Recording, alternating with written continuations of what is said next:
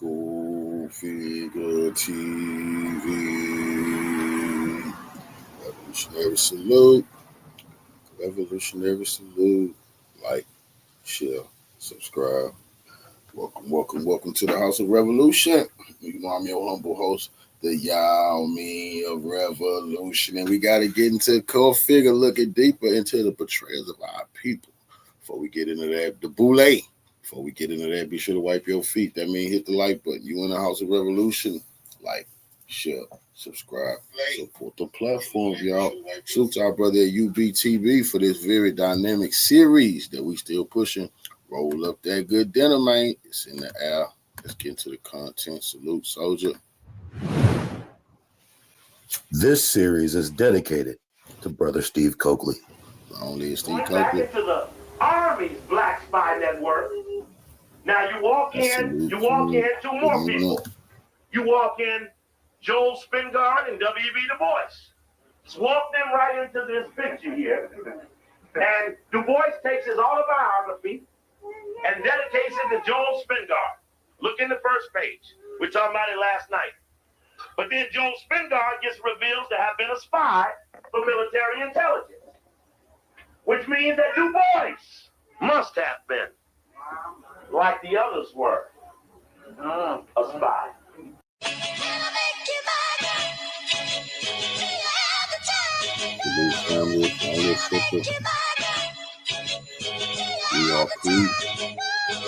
The red man showed them how to adapt to this country. He showed them how to grow corn. He showed them how to hunt. And when the Indians finished showing it, he wiped them out. He wiped them out. He showed them that. He was there.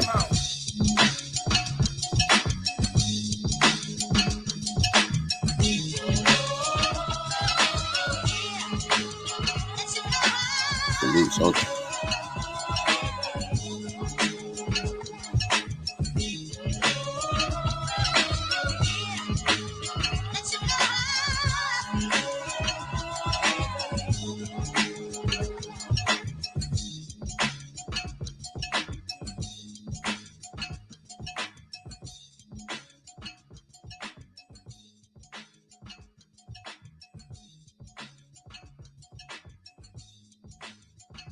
What exactly is an agent?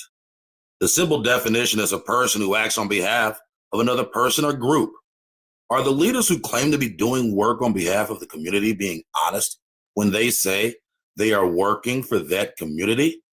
Or are they working for someone else? Do politicians genuinely serve the constituents they profess to represent? Or are they simply well-paid salespeople for the corporate underworld? Then there are the police. Are they out here protecting the community with our tax dollars, or are they just doing the bidding of some clandestine fraternal order? Do police really protect their community and work for the state as we assume with our tax dollars, or are they under the control of a secret fraternal order? Does the FBI truly work for the American government, or do they work for someone else? And what about the Freemasons? Is there a secret agenda at play lurking behind closed doors? Were there agents lurking on the scene during the assassination of Martin Luther King? Were there agents lurking on the scene during the assassination of Malcolm X?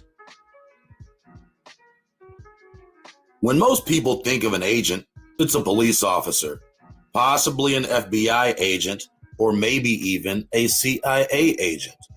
But the term agent has several other meanings that don't necessarily have anything to do with law enforcement or intelligence. More ominously, the term agent could imply that a person is working as a front for a hidden agenda and or organization. So an agent could be anyone from a lower level police officer all the way up to a highly ranked politician or member of the military.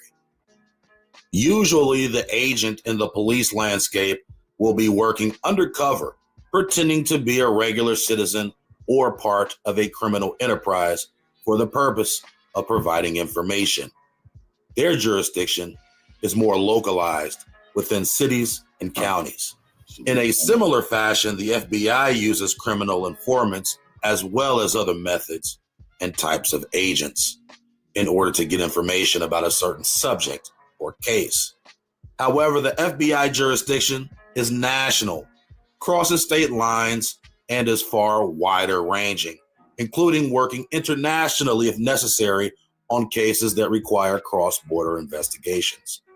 The FBI plays a dual role, first as a law enforcement agency, and secondly as an intelligence agency, concentrating on issues like organized crime, domestic terrorism, cyber attacks, varied forms of corruption, and of course, counterintelligence.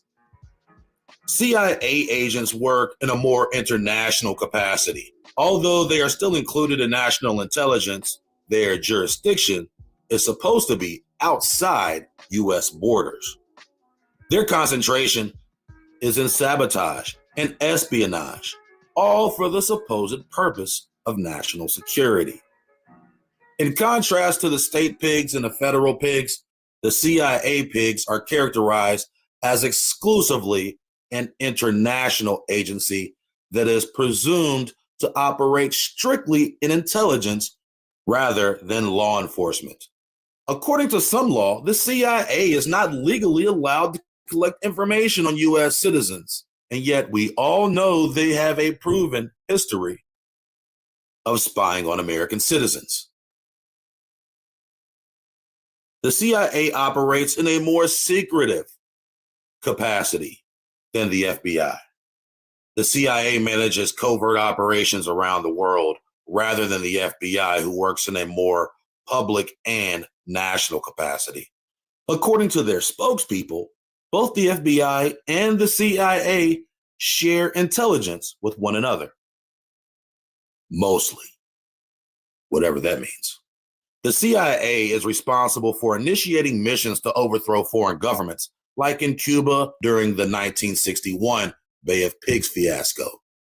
The official CIA narrative is that they deny any involvement in the creation of or the operation of international criminal enterprises. However, the agency has a history of association with and participates in international criminal organizations that were allegedly founded by means other than them, apparently. Each one of these agencies could be considered the home base for an agent, the purveyor of conspiracy, the representative entity for whatever the purpose the agent is being used. But these aren't the only agents we'll be discussing. For example, another example of an agent would be someone who works for a non-governmental agency, possibly a corporation, an individual, an organization, a foreign nation, or perhaps a fraternal society like the Freemasons. In this installment, we will take a look at a few of the different types of agents following the assassination of MLK and how they played a role in molding the future of Black identity through different types of movements like the Black Power movement, organizations like the Black Panthers, and political groups like the Congressional Black Caucasians. We will detail the different classes and categories of agents to find out their positions, how they were used, the possible reasons they were employed, and the ideas they were perpetuating to the public.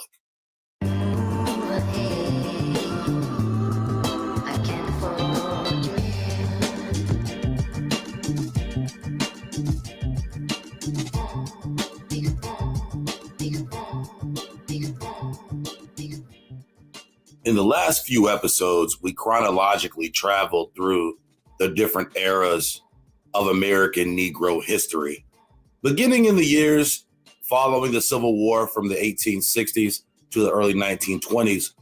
We started with the early history of the Ku Klux Klan in the South in the Blackface of White Power episode, in which we detailed the birth of a nation.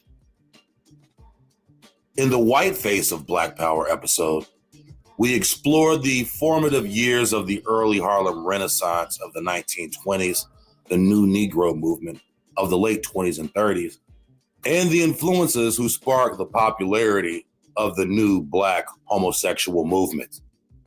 We also discussed the life of Adam Clayton Powell Jr.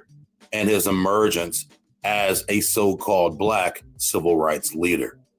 In The Burning House, we detailed the civil rights movement in the early 1950s and chronicled the rise of Martin Luther King during the Montgomery bus boycott. In addition, we examined the landmark case Brown versus the Board of Education and discussed the impact of segregation and desegregation in the South to see if it was actually beneficial for the overall progression of Black people as a whole. We also took a freedom ride with Susan and Rachel and their raisins and animal crackers through the most racist places in the South. We cataloged the sit-in movements of the early 1960s and the people who made a name for themselves under some suspicious circumstances. We highlighted the March on Washington, uncovering the key players and secret affiliations of those who were actually the organizers of the march. In our most recent episode, The Bullet, we chronicled from the civil rights movement to the war in Vietnam, to the string of assassinations that included JFK, MLK, and Malcolm X. And most recently, we investigated the conspiracy behind the assassination of Martin Luther King. With all this being said, it is essential for us to jump back a decade in time to establish the chronological context for the foundations of the Black Power movement.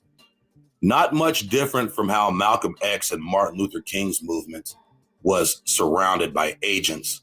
The entire Black Power movement was also completely infiltrated by agents across several different organizations across the entire nation, including student organizations as well. The most popular example, the Black Panthers, were founded in 1966, in the immediate years following the assassination of Malcolm X by Huey Newton and Bobby Seale at Merritt College in Oakland, California. The creation of the Panthers were a byproduct of the theatrical demonstrations of student activism taking place on college campuses across the nation at the time. One of the inspiring groups of Newton and Seale was the Revolutionary Action Movement, aka RAM, a splinter civil rights group compiled of members of various other student organizations like CORE, SNCC, and Students for a Democratic Society.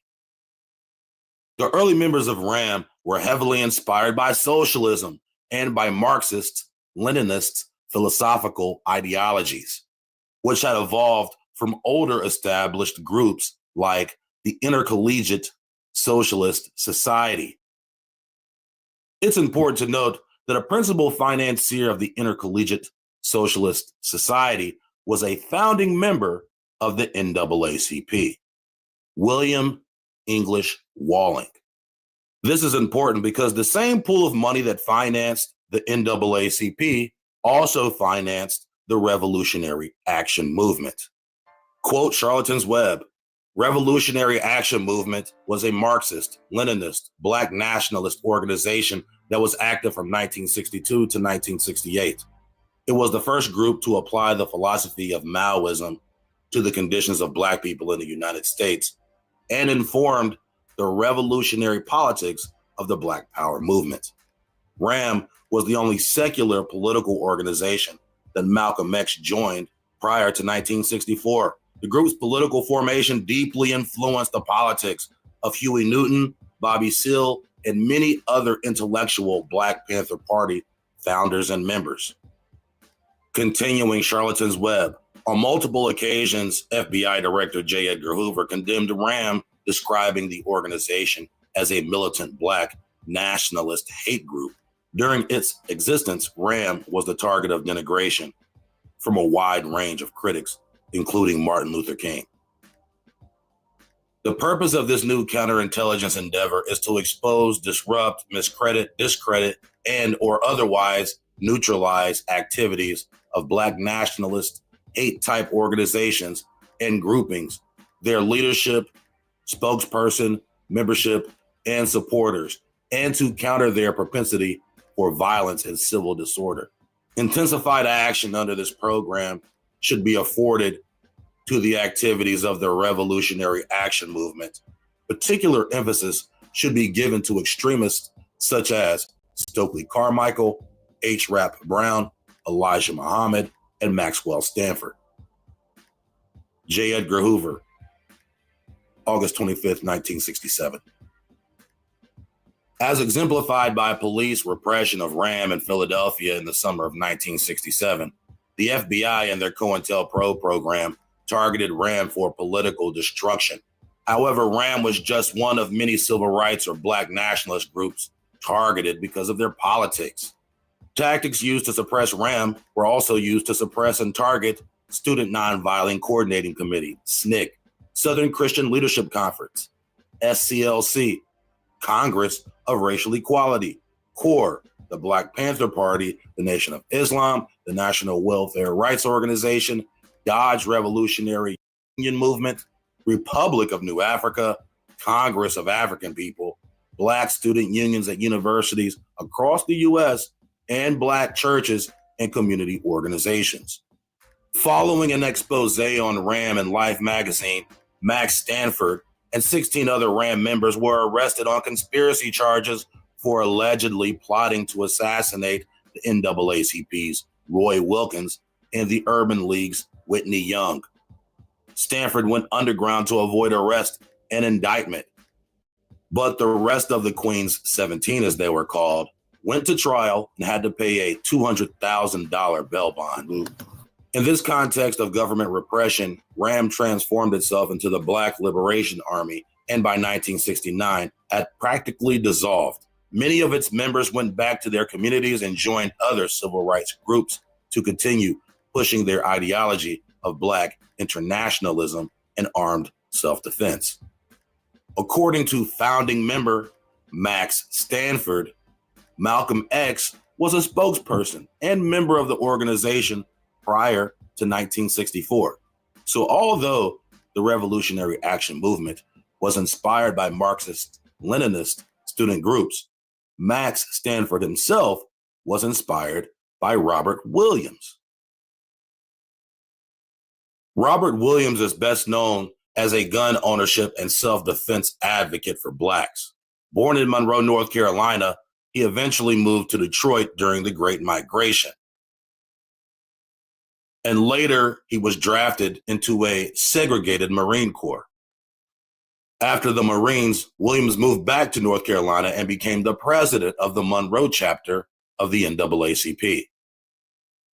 When Corps dispatched Freedom Riders to Monroe to campaign in the summer of 1961 for integrated interstate bus travel, the local NAACP chapter served as their base. They were housed in Newtown, the Black section of Monroe. Pickets marched daily at the courthouse, put under a variety of restraints by Monroe police, such as having to stand 15 feet apart. During this campaign, Freedom Riders were beaten by violent crowds in Anniston, Alabama, and Birmingham. As the picketing in Monroe proceeded, tensions heightened. In Negroes with Guns, Williams describes incidents on the third day picketing where a police officer knocked one picketer to the ground, another picketer was arrested, and another was spat at in the face by two white Monroe community members. On Friday, August 25th, Williams wrote that one Freedom Rider was shot in the stomach with an air rifle while walking in line, and a group of Freedom Riders was attacked by white racists at a restaurant in nearby Mecklenburg County. Williams writes that on Sunday, August 27th, thousands of white racists from nearby counties and South Carolina gathered in Monroe, concentrating at the courthouse square. Fighting eventually broke out. Then the mayonnaise mob spread out through the town. Many Freedom Riders and Black community members were arrested. After 6 p.m. that evening, Mr. and Mrs. Bruce Stegall, a white couple, rode through Williams' neighborhood and were recognized as having driven through the day before with a banner that said, "Open season on coons." According to Williams, the Stegalls were stopped at gunpoint on his block and were brought into his yard. Williams was in his house at the time. The crowd at Williams' house became angry with the Stegalls, who asked Williams to escort them out. which he declined to do. Williams writes that the Stegals had then followed him into his house to avoid the angry crowd. Williams began receiving word that state troopers were moving in and his street was being blocked by police. So he and his wife and children left immediately and drove to New York that evening, according to Williams' account. Mrs. Stegal claimed that Williams kidnapped them, while Williams maintained that his actions saved their lives. On August 28th, 1961, the FBI issued a warrant in Charlotte, North Carolina, charging Williams with unlawful interstate flight to avoid prosecution for kidnapping. The FBI document lists Williams as a freelance writer and janitor. Williams has previously been diagnosed as a schizophrenic and has advocated and threatened violence, considered armed and extremely dangerous. Williams fled to Canada, then Cuba, and then to China. Continuing, Williams went to Cuba in 1961 by way of Canada and Mexico. He regularly broadcast addresses from Cuba to Southern blacks on Radio Free Dixie. He established a station with approval of Cuban leader Fidel Castro, along with assistance of the government, and operated it from 1962 to 1965. While in America, he had supported the Fair Play for Cuba Committee. During the Cuban Missile Crisis in 1962, Williams used Radio Free Dixie to urge black soldiers in the U.S. Armed Forces, who were then preparing for a possible invasion of Cuba, to engage in insurrection against the United States. What? That's crazy. That's crazy. He was trying to get niggas murked out here. While you are armed, remember this is your only chance to be free. While you niggas is armed, remember this is your only chance to be free. This is your only chance to stop your people from being treated worse than dogs. We'll take care of the front, Joe, but from the back, he'll never know what hit him. You dig? That's crazy.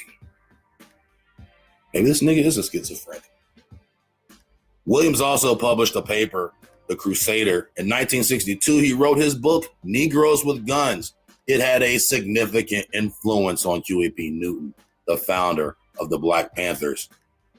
Despite his absence from the United States in 1964, Williams was elected president of the U.S.-based Revolutionary Action Movement. Now we come full circle. So even being out of the country and promoting mutiny among U.S. soldiers, Williams was elected president of RAM while out of the country, while being a criminal in Cuba.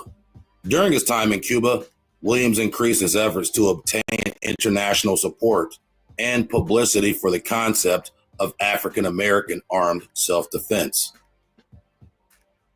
Following requests by Williams, Mao Zedong issued a statement in People's Daily in August 1963 in support of the African-American struggle against discrimination.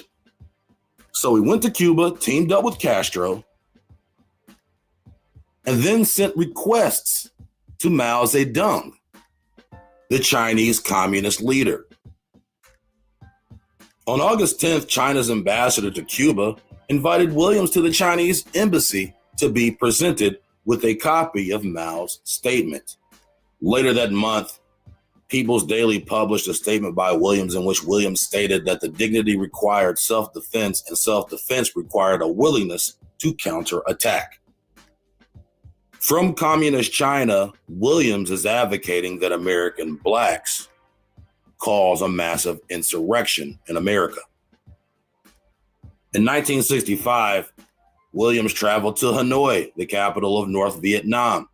In a public speech, he advocated armed violence against the United States during Vietnam, congratulated China on obtaining its own nuclear weapons, which Williams referred to as the Freedom Bomb, and showed his solidarity with the North Vietnamese against the United States military attacks against that country. Williams opposed what he described as fake Marxists, who argued that black people should be patient and seek intervention through the courts and the electoral process. In Williams' view, African Americans had the right to use any means to oppose violent policies which targeted them. In summer of 1963, Negroes with Guns was translated and published in China. In late September 63, Robert and Mabel Williams visited China. China treated Williams as a major leader, including presenting an honor guard for his arrival. On National Day, Williams met with Mao in advance of the National Day parade. Mao asked Williams about the development of the Black liberation movement and its future. Williams predicted a long and difficult fight.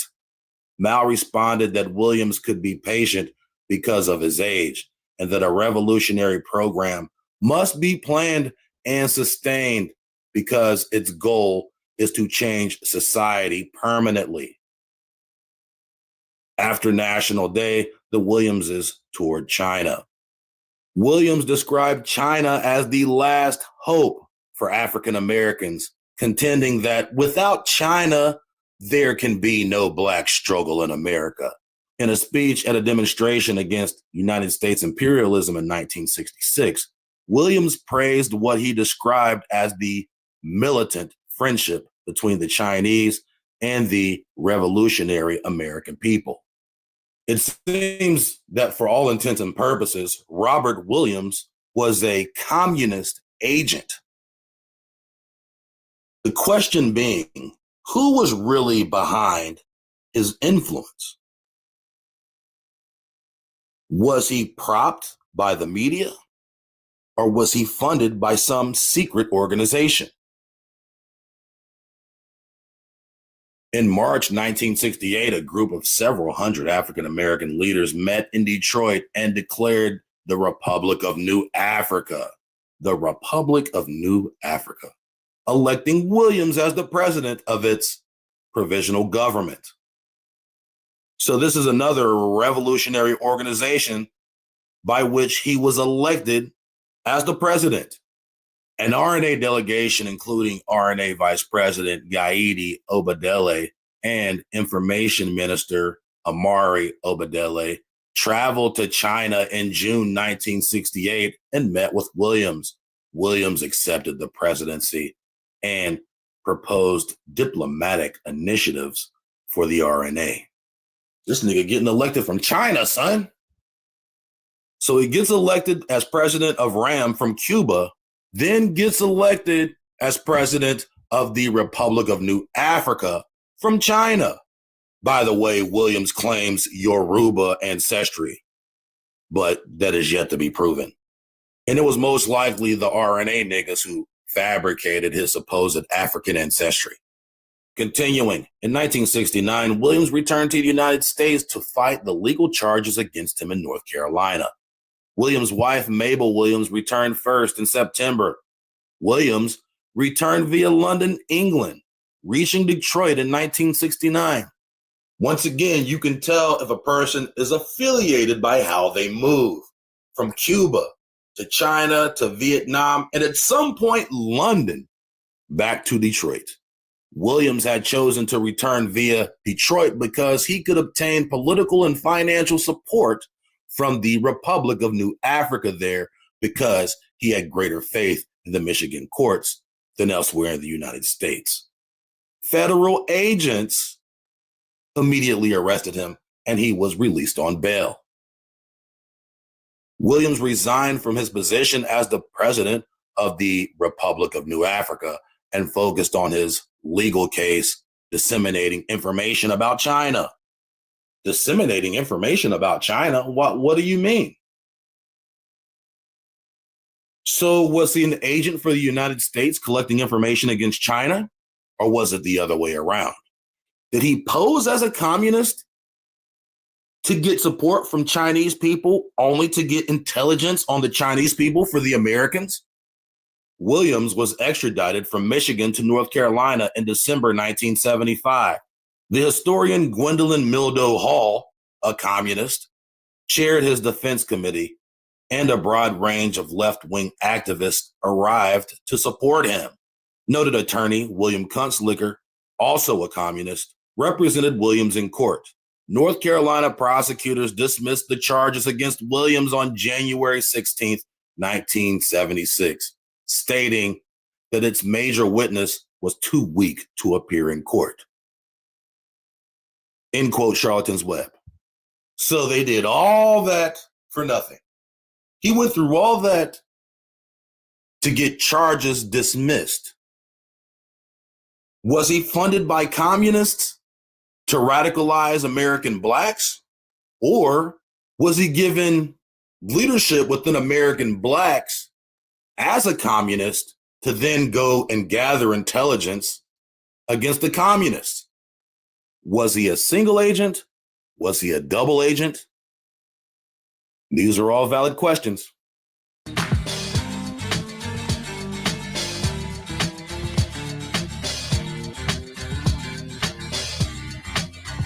Philosophically, the difference between communism and capitalism lies in the tenets of America's foundational standards. One key characteristic of America is individualism, where people can decide their own destiny. A key characteristic of communism is conformity. Within communism, there is no dramatic gap in wealth or social status, but there is also no social mobility. All citizens are of one class and are allocated equal resources by the government, eliminating the freedom of choice and consumption. If Johnny loves apples, but he's only allocated 3 apples per month, too bad for Johnny. Another contrasting standard is the concept of private ownership versus government ownership. This has even far more reaching implications, where the American dream is built around being able to accomplish as much as possible and being able to obtain as much financially without any limitations, where in a communist society, limitations are placed upon the accumulation of wealth for every citizen. Another key difference between communism and capitalism is the right for free speech, which doesn't exist in a communist society. This would include the freedom of press as well. Any speech that undermines the government would be illegal and punishable. So by the vilification of communists in America, the American government treaded the line between communism and contradicting its own constitution. That's why many of these labels were created to usurp the First Amendment for the clandestine purposes of national security. A key principle within the Black Power movement in general was the right to bear arms for the purposes of self-defense. However, it's ironic how most of the Black Power groups were using communist propaganda and were self-described Marxist-Leninists. And yet, the people's right to bear arms is not a key characteristic of communism. The Panthers were actually using the Second Amendment for the reason it was intended. It was intended for the people to protect themselves against government corruption. And for Negroes in America, the government was fundamentally corrupt, and capitalism was a representation of that American corruption, which had always been a tool for Negro oppression. But the communists really didn't care about the historical implications for Negro frustrations. They were simply tired of America's imperial anti-communist witch hunt. And they used Black revolutionaries to undermine their war efforts against communist countries like Russia, China, and Vietnam. However, there's also a case to be made that the American government was using Black revolutionaries to spy on communist countries like China and Vietnam. So not only were some of these revolutionaries agents, some were even double agents. Being called a communist at this time meant a little more than being labeled a conspiracy theorist today. At that time, during the Cold War era, being labeled a communist meant you were unpatriotic, support the enemy, and thus a threat to national security. The label was weaponized by the government to persecute citizens for thought crimes. Patriotism is a veiled term built on the idea that supporting every fucked up thing America does is inherent to be considered a good patriot. It is blind loyal support, a disregard for your own ethics in lieu of a patriotic standard. To even ask a question is unpatriotic. And it is time for Negro men to stand up and be men, and that if it's necessary for us to die, we must be willing to die. If it's necessary for us to kill, we must be willing to kill.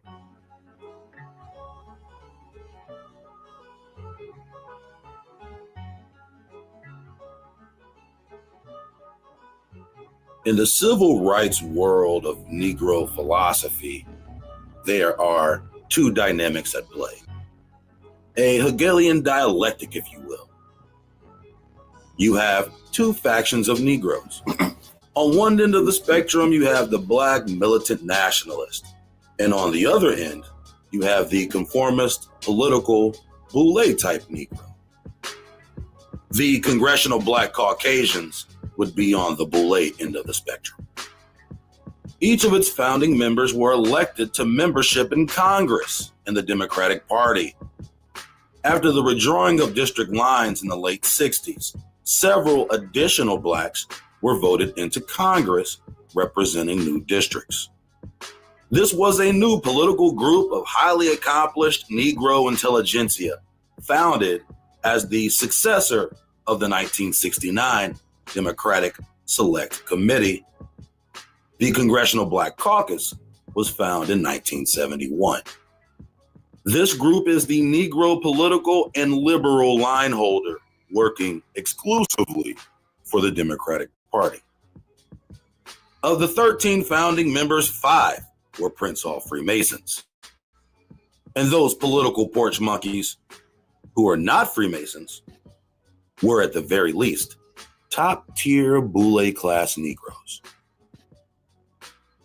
Charles Diggs is primarily considered to be the founder of the Congressional Black Caucus, predecessor the Democratic Select Committee, in which he was a chairman until the formulation of the Congressional Black Caucus. At the end of his career, Diggs was convicted of mail fraud and sentenced to 3 years in prison. He resigned from Congress in 1980. It is not confirmed if he was a member of Prince Hall or Boule. Perrin Mitchell, a Baltimore congressman and affirmative action advocate. With the help of the Baltimore chapter NAACP, he successfully sued the University of Maryland for admission in 1950 and was the first so-called African American to graduate from the school. His brother Clarence Mitchell was head of the NAACP and worked along with other civil rights leaders and Lyndon B. Johnson. Perrin Mitchell is a member of Alpha Phi Alpha, but it is not confirmed if he's a member of the Boule.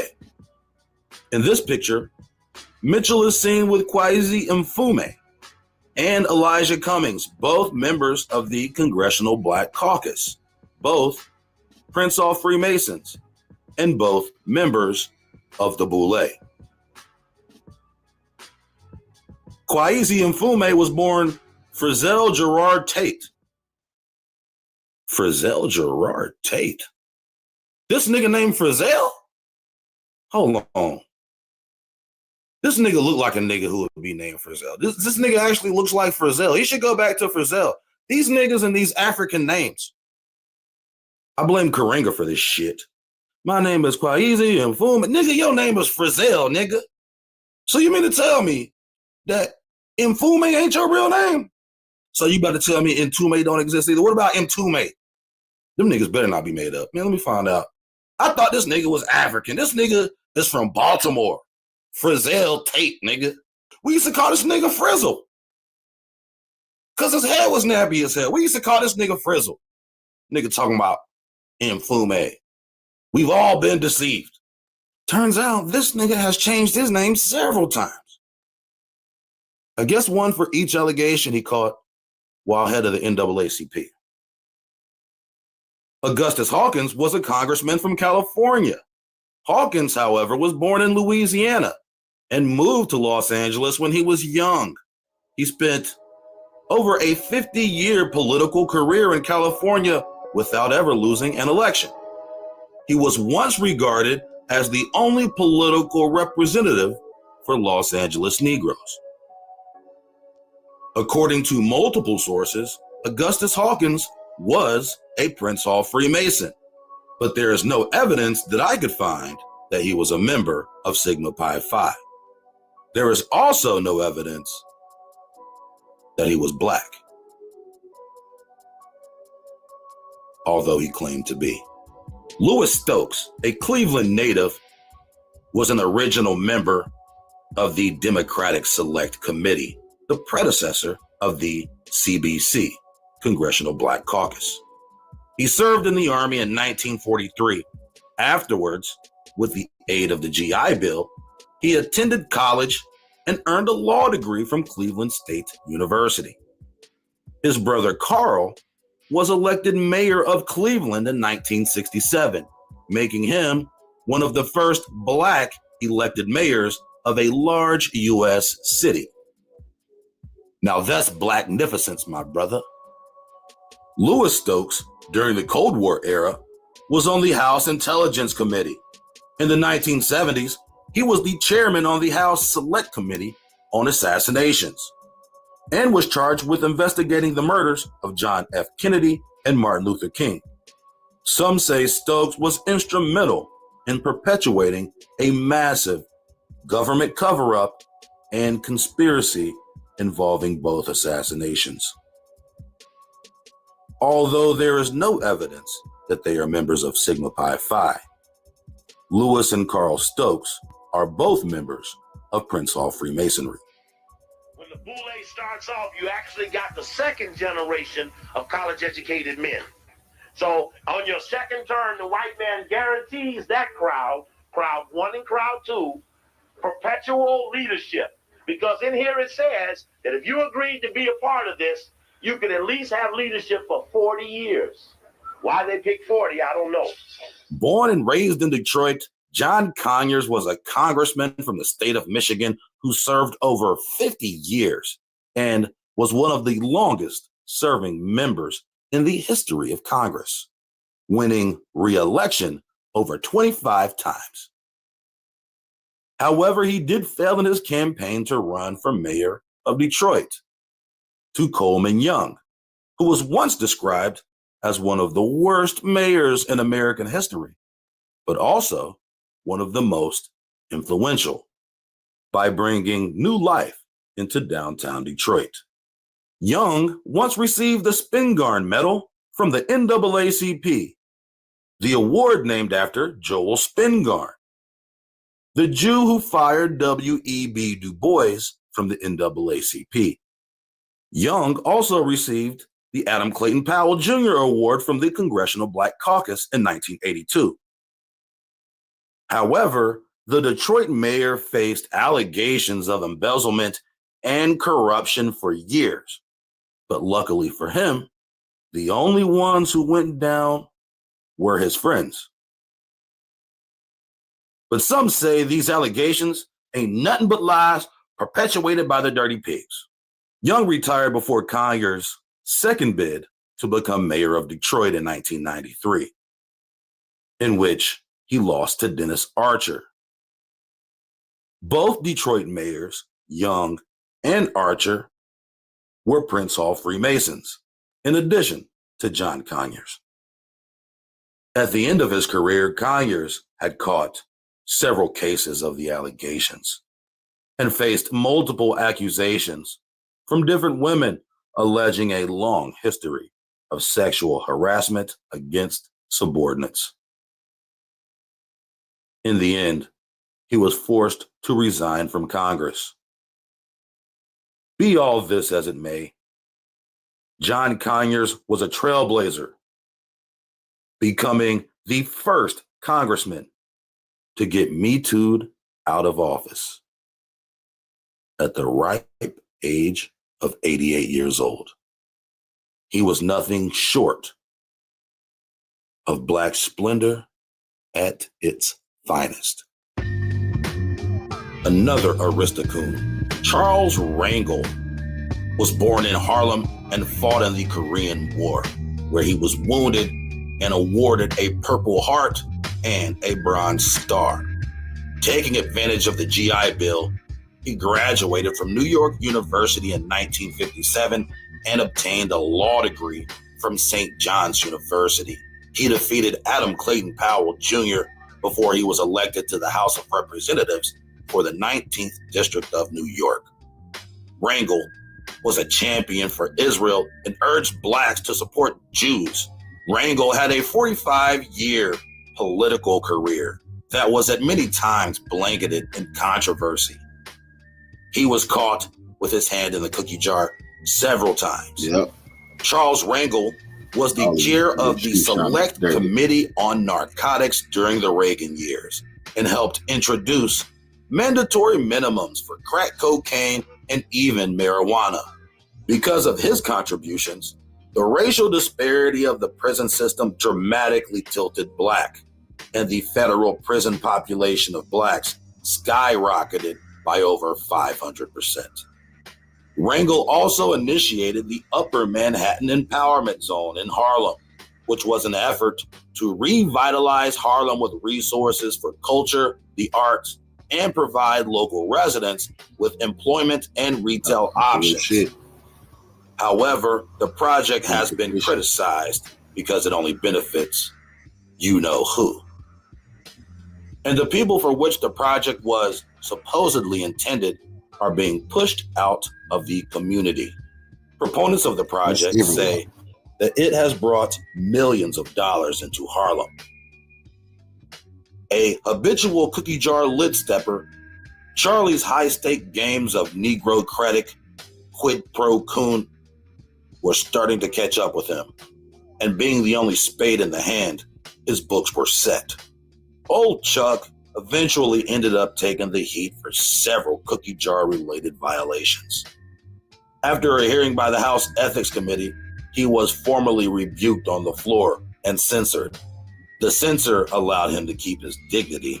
Rather than get completely expelled, he was allowed to remain in Congress.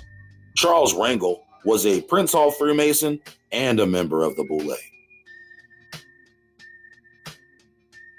Bill Clay, congressman from St. Louis, is considered another co-founder of the Congressional Black Caucus.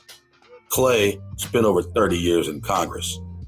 There is no evidence that Clay was a Prince Hall Freemason, and it cannot be confirmed whether or not he was a member of Boule,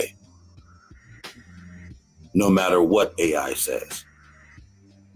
George Collins was voted to the Illinois House of Representatives in 1970.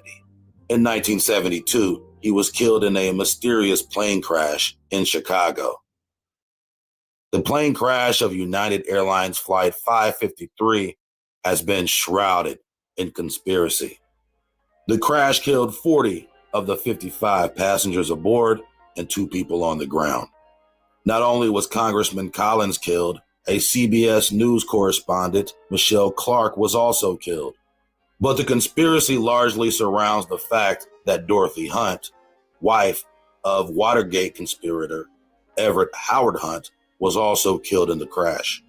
Everett Howard Hunt was a decorated CIA intelligence officer who was involved in several conspiracies, including the coup d'etat of Guatemala in 1954 and the Bay of Pigs invasion in 1961. Hunt was also implicated in the conspiracy surrounding the assassination of JFK. His wife Dorothy, who was killed in the plane crash, along with Collins, was also a CIA employee. According to the story, $10,000 in cash was found in Dorothy Hunt's handbag in the plane wreckage. Most conspiracies point to the CIA as responsible for this event. Sources assert that Nixon had hired a hitman who was also killed in the crash. Since the Congressional Black Caucus was considered the political enemy of Nixon, it would be accurate to say he killed 2 birds with 1 stone, or maybe even 3.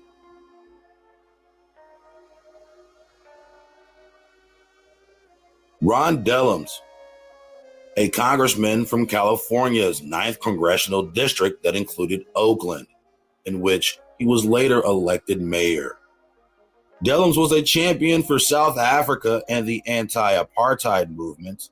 He was also a civil rights champion and an anti-Vietnam War champion.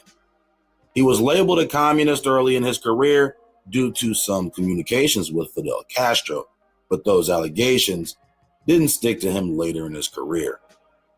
He was no doubt a capitalist and at least a self-described socialist. After facing questions regarding his spending and elaborate taste during his time in office, Dellums transitioned into a lobbyist, lobbying for pharmaceutical giant Bristol Myers Squibb. His big pharma lobby was extremely lucrative for him, raking up tens of millions of dollars in consulting fees. His lobbies included everything from improving the image of Haiti to fighting AIDS in South Africa. There's no evidence that Ron Dellums was a Prince Hall Freemason. However, he is a member of Alpha Phi Alpha. Ralph Metcalfe was a former athlete and Olympic sprinter who participated in the 1936 Olympics with Jesse Owens, and once regarded as the world's fastest man. After the Olympics, Metcalfe earned a master's degree from the University of Southern California and later served in World War II. After the war, he moved to Chicago and got involved in politics. He was elected to a vacated seat in Illinois' 1st congressional district that included the south side of Chicago. There is no evidence that Ralph Metcalfe was a member of the Boule, but he was a Prince Hall Freemason. Robert Nix, born in Orangeburg, South Carolina, graduated from Lincoln University and then earned his law degree from the University of Pennsylvania, an Ivy League school. He was elected to the Pennsylvania House of Representatives in 1958 and served over 20 years in Pennsylvania's 4th District from 1958 to 1963 and Pennsylvania's 2nd District from 1963 to 1979. He was one of the first congressmen to knowingly meet with Jewish gay activist Frank Kameny in 1962. Prior to their meeting in 1956, Kameny had been arrested after trolling for cock in San Francisco at a bathroom described as a hotspot for gypsy dust activities. He was discovered by the police performing the dookie-doo with another man in the bathroom and arrested for lewd and indecent acts, for which he pled guilty and paid a fine. Kameny is considered one of the key figures of the gay rights movement. Despite this meeting, there is no extensive record of Nix promoting gay rights on a larger scale. Walter Fauntleroy was on the other end of the rainbow spectrum. He was a career opponent of gay rights, most particularly gay marriage. Fauntleroy grew up in Northwest Washington, D.C., graduated with honors from Virginia Union and HBCU, and pledged Kappa Alpha Psi. He then earned a Bachelor of Divinity from Yale.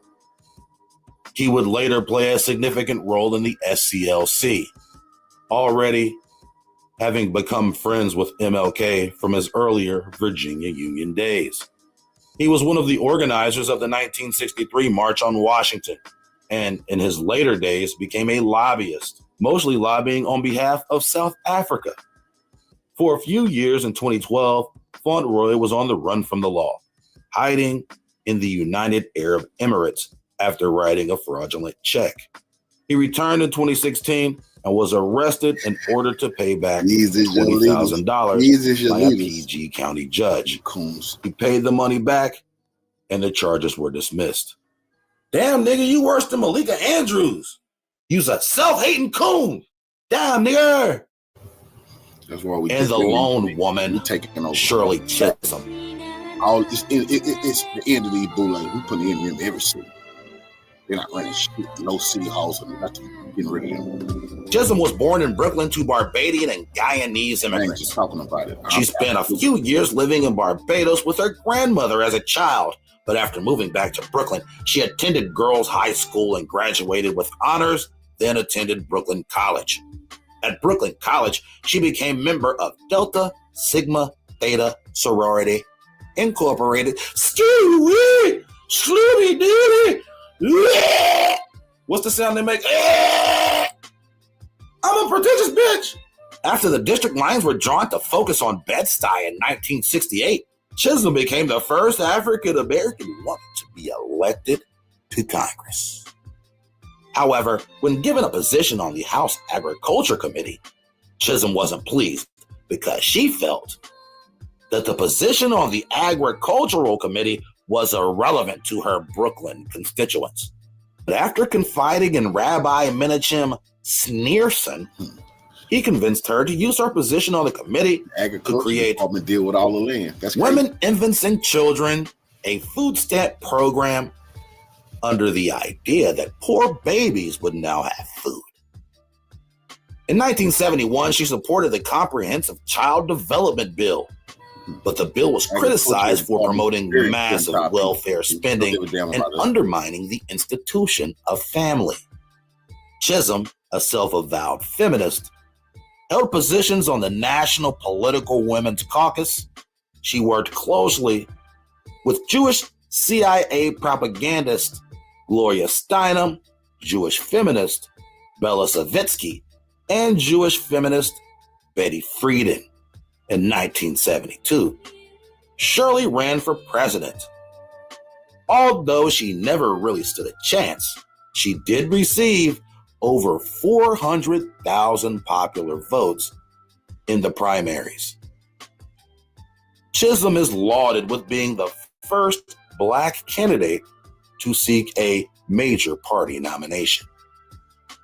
Shirley Chisholm was also a champion for abortion and asserted that abortion was a right for all women. Chisholm also said this: to label a family and legal abortion programs as genocide is male rhetoric for male ears. Over 20 million Black babies have been aborted since 1975.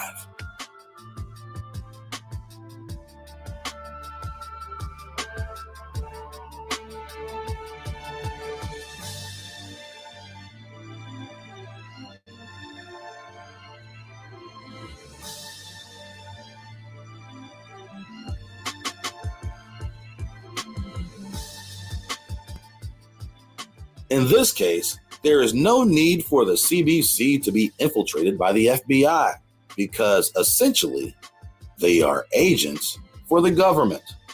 At the time the CBC was created, it was just Democrats, which put them on the master list of Nixon opponents.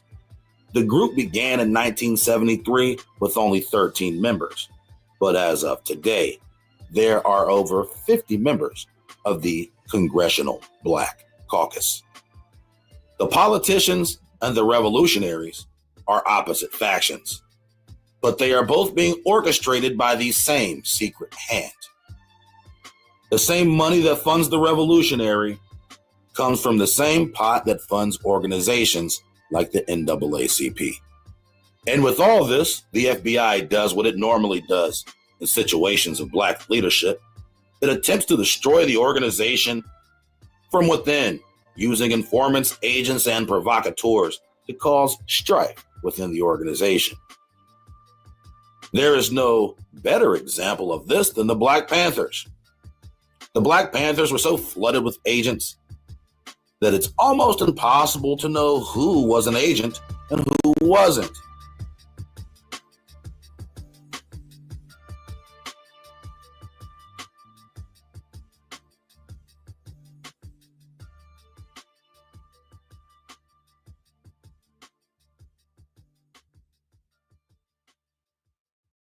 One noticeable characteristic of the Black Power movement that cannot be ignored is the past criminal history of nearly all of its leaders.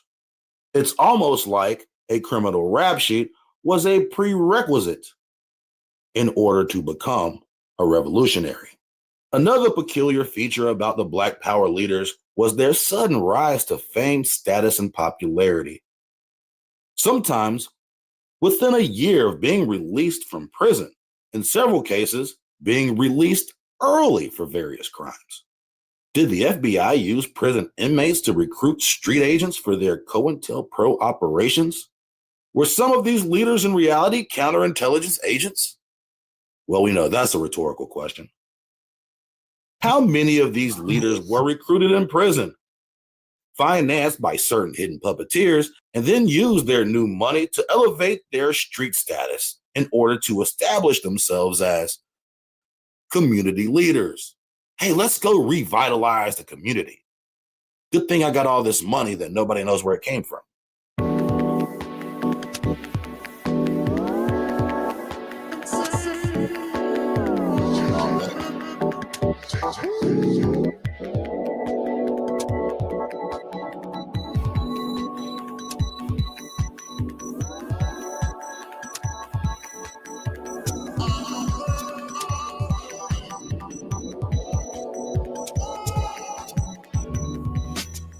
The Panthers opened up several different chapters across the United States. Most of them were independent from one another. The Oakland chapter was considered the headquarters for the party. However, other cities had influential Panther chapters as well, especially in Los Angeles and Chicago. Along with the Panthers during this time, there were a multitude of other Black nationalist militant groups. Some of them were initiated by the FBI in order to counter the progress the Panthers were making within the community. One of these groups was called the US Organization. It was founded the very same year as the Black Panthers. It was headed by Ron Karenga, founder of Kwanzaa, and the Snow Bunny Slayer, Hakeem Jamal. Hakeem Jamal is quite the unknown yet provocative figure in the Black Power movement. His life was filled with drama, dispute, love triangles, and murder. He also claimed to be the cousin of Malcolm X. Jamal was involved in high-profile romances with illustrious white women, Diana Athill, Jean Seberg, and Gail Benson. One of his lovers, Diana Athill, a prominent author with a self-described funny kink for oppressed foreigners and possibly the ugliest one, had a short-lived affair with Hakeem while she was editing a book about his life for her publisher. She claims that Jamal often referred to himself as a god. But the real question is, why would a publisher want to publish a book about him, though?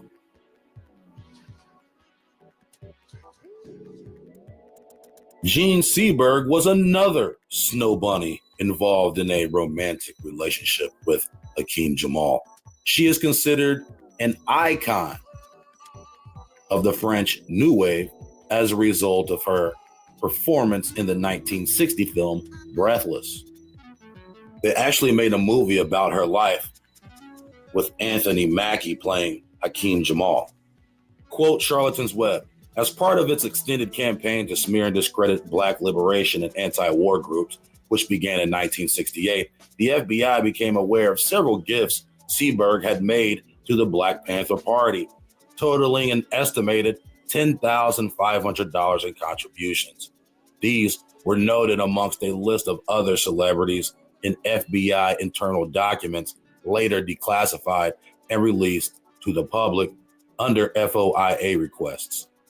The FBI operation against Seberg, directly overseen by Hoover, used COINTELPRO techniques to harass, intimidate, defame, and discredit her.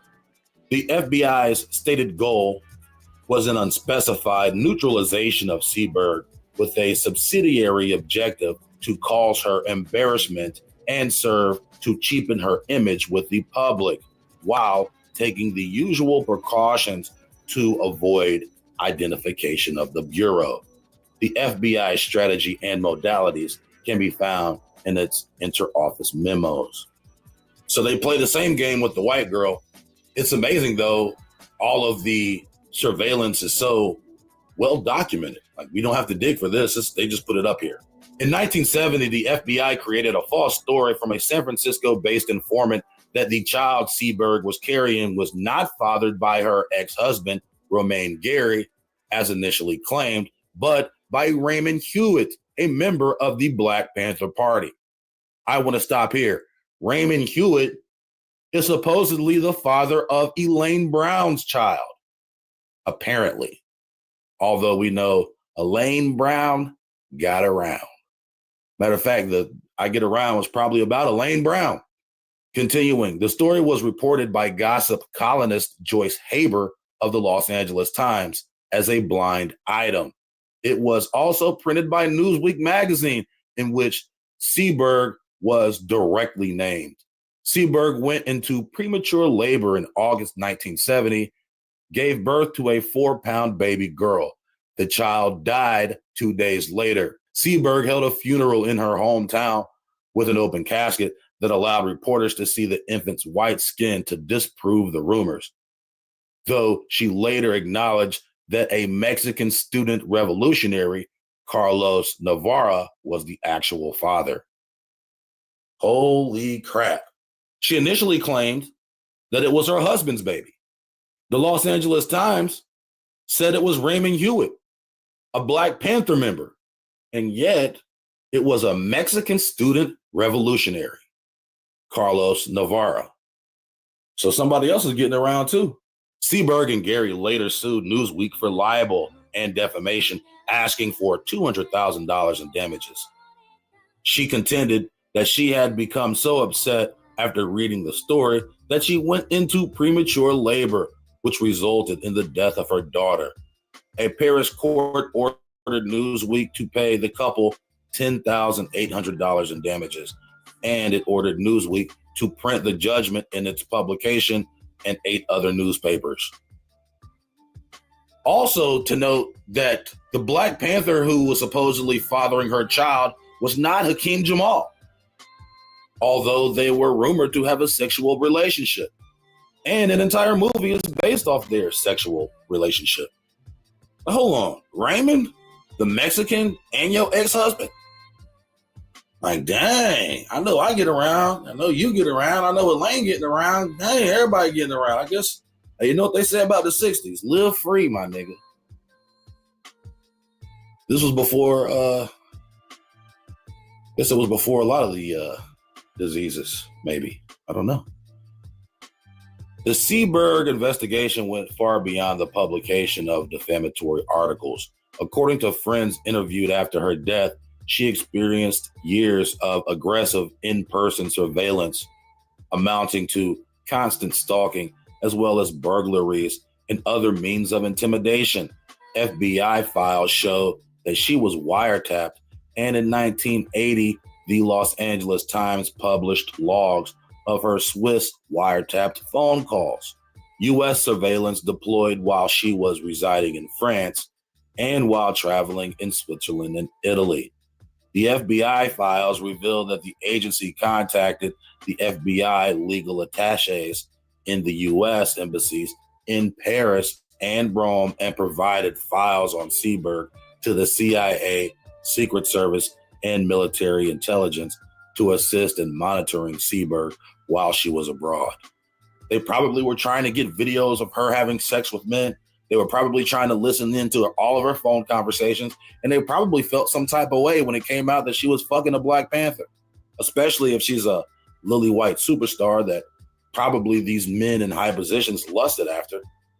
Something to consider. Continuing Charlatan's Web. Seberg went missing. Hosni, the man she was living with at the time, told the police that he had known that she was suicidal for some time. He also claimed that after they went to see Woman Light, he awoke and she was gone the next morning.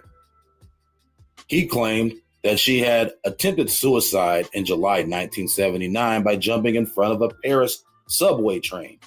On September 8th, 9 days after her disappearance, Seberg's decomposing body was found wrapped in a blanket in the back seat of her Renault. Police found a bottle of barbiturates an empty mineral water bottle, and a note written in French by Seberg addressed to her son. It read in part, "Forgive me, I can no longer live with my nerves." In 1979, her death was ruled a probable suicide by Paris police. But the following year, additional charges were filed against persons unknown for non-assistance of a person in danger. After her death continuing, Gary claimed that Seberg had become psychotic after the media had reported the false story planted by the FBI that she was pregnant with a Black Panther's child in 1970. Seberg had said in an interview that the story was such a shock to her that she went into early labor, leading to the stillbirth of her child. Gary stated that Seberg had repeatedly attempted suicide on the anniversary of the child's death. End quote, Charlatan's Web. Gene Seberg, one of Hakeem Jamal's many white lovers. Yet he's not really mentioned anywhere in the narrative about her death or in the rumors of her being impregnated by a Black Panther. Another woman, mistress of Hakeem Jamal, was Gail Benson. Gail Benson was married to Jonathan Benson, a British film director. She was also the daughter of prominent British millionaire politician and radio-owning propagandist Leonard Pluge. She became a supporter of the Black Power movement through her liberal friends in the industry. She became infatuated with him and his movement. Shortly after, they began an affair. The affair led to her divorce from her husband in 1970. She continued having a relationship with Jamal, eventually taking up a secretarial position within his organization. As time went on, apparently their relationship became extremely toxic, and members within the organization, notably Michael X, felt as though Benson was having a negative influence on Jamal, and in turn was weakening the movement. According to the official story, Benson was ordered to be murdered by Michael X. She was subsequently stabbed 10 times and buried in a grave that had been pre-dug for her. In 1973, Jamal was murdered by 4 men in his apartment in Boston. He was shot several times. The police charged a rival group known as the Mau Mau for his murder. However, those closest to Jamal, including his wife Dorothy, whom he had continuously been married to throughout all of his affairs, proclaimed that the Mau Mau were innocent and the people who were accused were falsely convicted. Police and rioters clashing on a hot Wednesday night. Some believe it could have been stopped right then if law officers moved in force and sealed off the area. Perhaps so, perhaps not. But within a matter of hours, it was completely out of hand. Now they're going to burn it. It's all the way up. There it goes.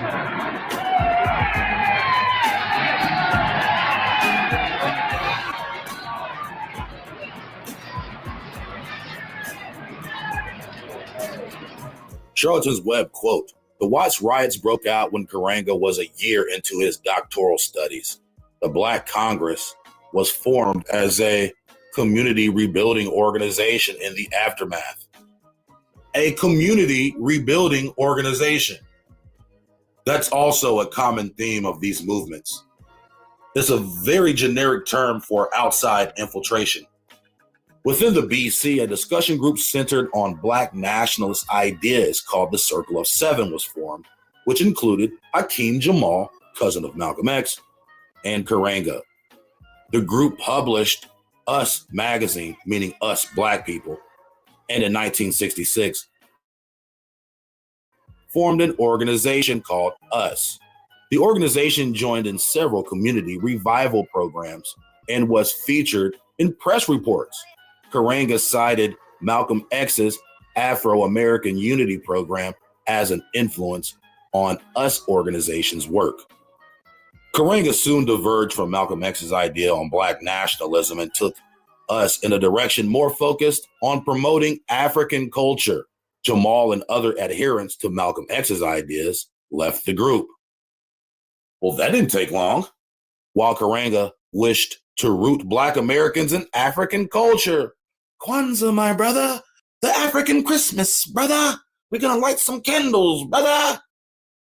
The nigga just made the whole shit up. Jamal saw no point in projects such as teaching Swahili and promoting traditional African rituals.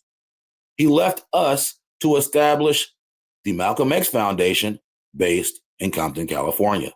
Listen, you little African fakes, little African fake niggas, brother Cultfigga, nigga. Your name ain't even Cultfigga, nigga. Your nigga is Ron Everett, talking about Cultfigga, nigga, talking about Maulana Cultfigga, nigga. Your name ain't Cultfigga, nigga. We trying to get back to the foundations of this Malcolm X black nationalist shit. So the first thing we finna do, we finna go fuck these white bitches. And then we'll play it by ear after that. We'll just play it by ear. As racial disturbances spread across the country, Cultfigga appeared at a series of Black Power conferences, joining other groups in urging the establishment of a separate political structure for African Americans.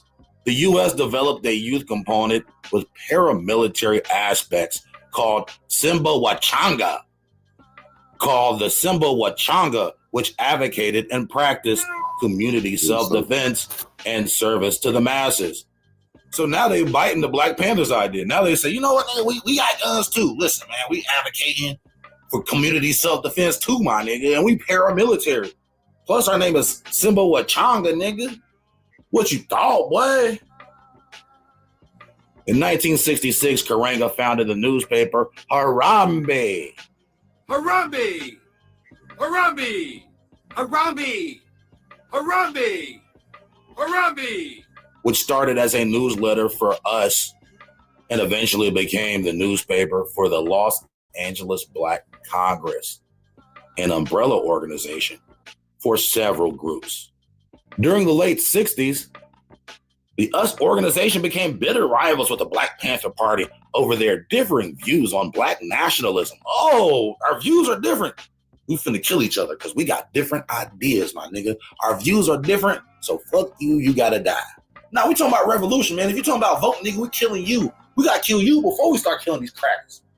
We gotta kill you first, so you don't kill us before we kill the crackers. The FBI intensified this antipathy as part of its COINTELPRO operations, sending forged letters to each group, which purported to be from the other group, so that each would believe that the other was publicly humiliating them. Hey, look at these pictures, nigga. These niggas is over here drawing pictures and shit. They making fun of us with this propaganda, nigga. The rivalry came to a climax during 1969 with a series of armed confrontations and retaliatory shootings that left 4 Panthers dead and more injured on both sides. A memorandum of the Los Angeles Field Office of the FBI, dated May 26, 1970, confirmed that a surge of conflict suited their objectives and more would be encouraged. The niggas that we created is killing each other, and that's good news. We gonna get these niggas to kill each other over radical ideas, my nigga. Degrees of radicalism. Like, nigga, you ain't ready to kill no crackers. Well, shit, nigga, we trying to reform and other shit. Nah, nigga, you a bitch ass Uncle Tom, nigga, you a wicked ass nigga, boy. That's a wicked ass nigga, boy. Talking about voting shit, nigga. Talking about. It is intended that Us Inc.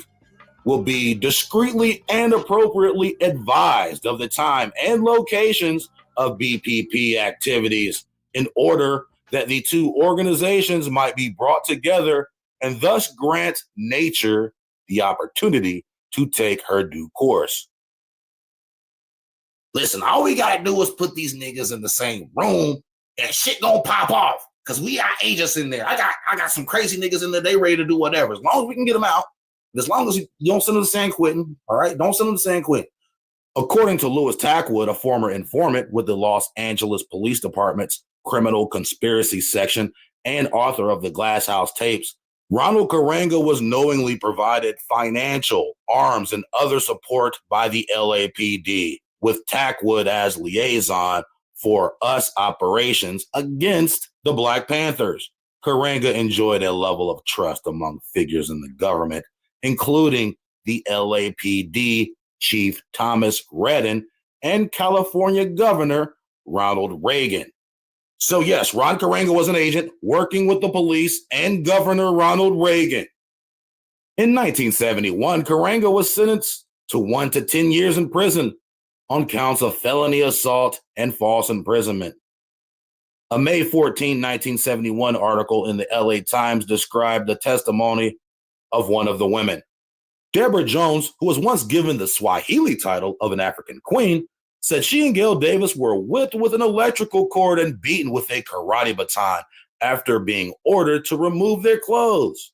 She testified that a hot soldering iron was placed in Mrs. Davis's mouth and placed against Mrs. Davis's face, and that one of her own big toes was tightened with a vice. Karanga, head of US and creator of Kwanzaa, also put detergent and running hoses in their mouths, she said.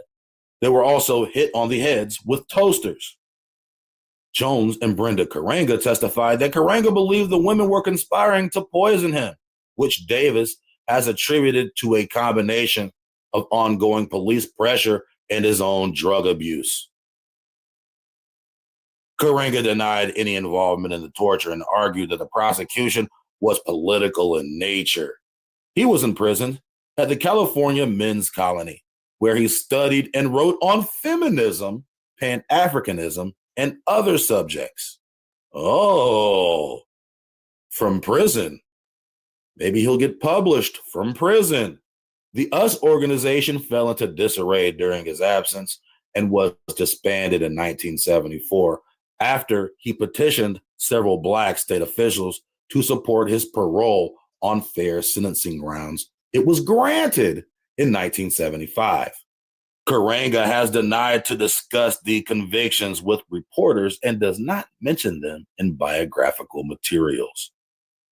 During a 2007 appearance at Wabash College, he again denied the charges and described himself as a former political prisoner. Molefi Kete Asante listed Maulana Karanga on his list of 100 greatest African Americans. As of 2023, Karanga chairs the Africana Studies Department at Cal State University, Long Beach. End quote, Charlatans Web.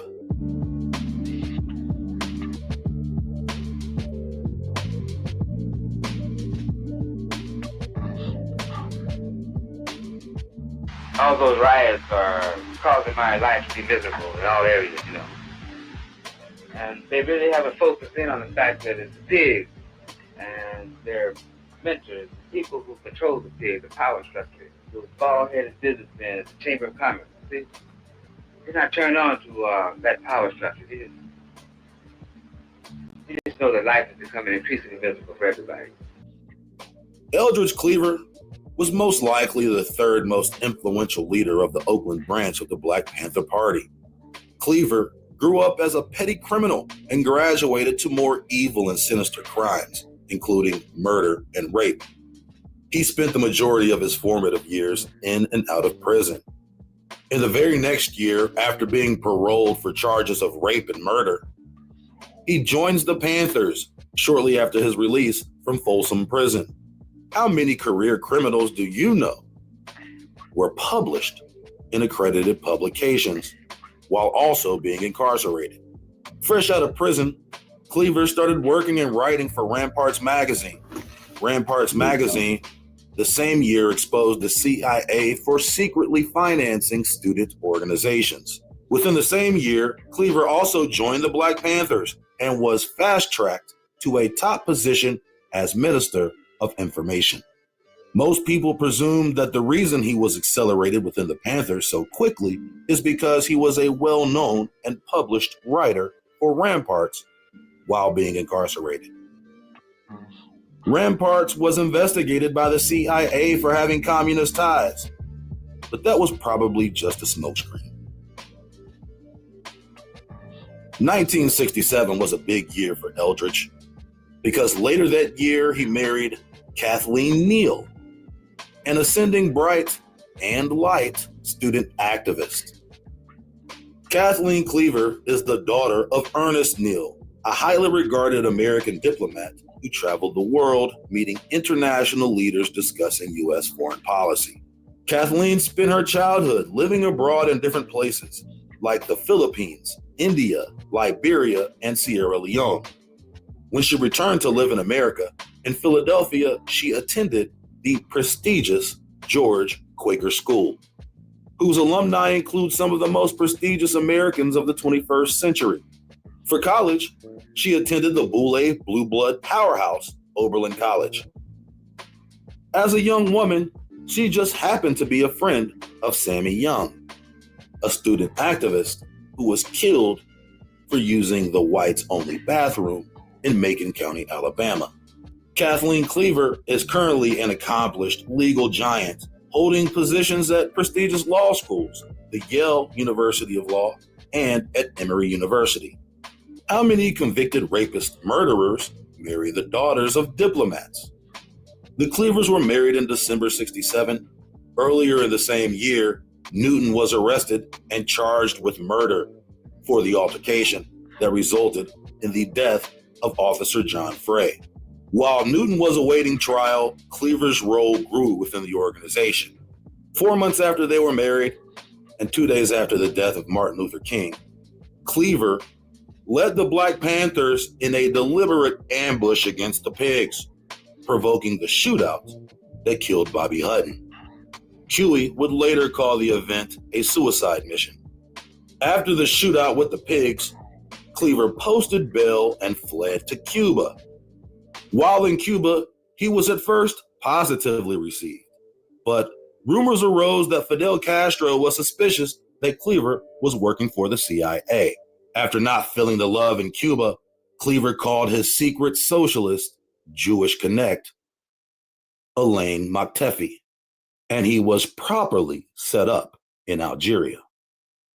That's a hell of a connect for a petty career criminal. Cleaver, at some secret point, had developed and maintained relationships with communist leaders. He traveled to North Korea while being in exile from America. He also traveled to China in 1970, along with other Black Panther leaders. In Algeria, when he returned, he discovered that his wife Kathleen was having an affair with Clinton Smith Jr., another Black Panther. According to a former member of the Panthers, Byron Booth, Cleaver shot Smith several times with an AK-47 in Algeria. Alain Moktefi also corroborates the murder, saying Cleaver confessed to her shortly after.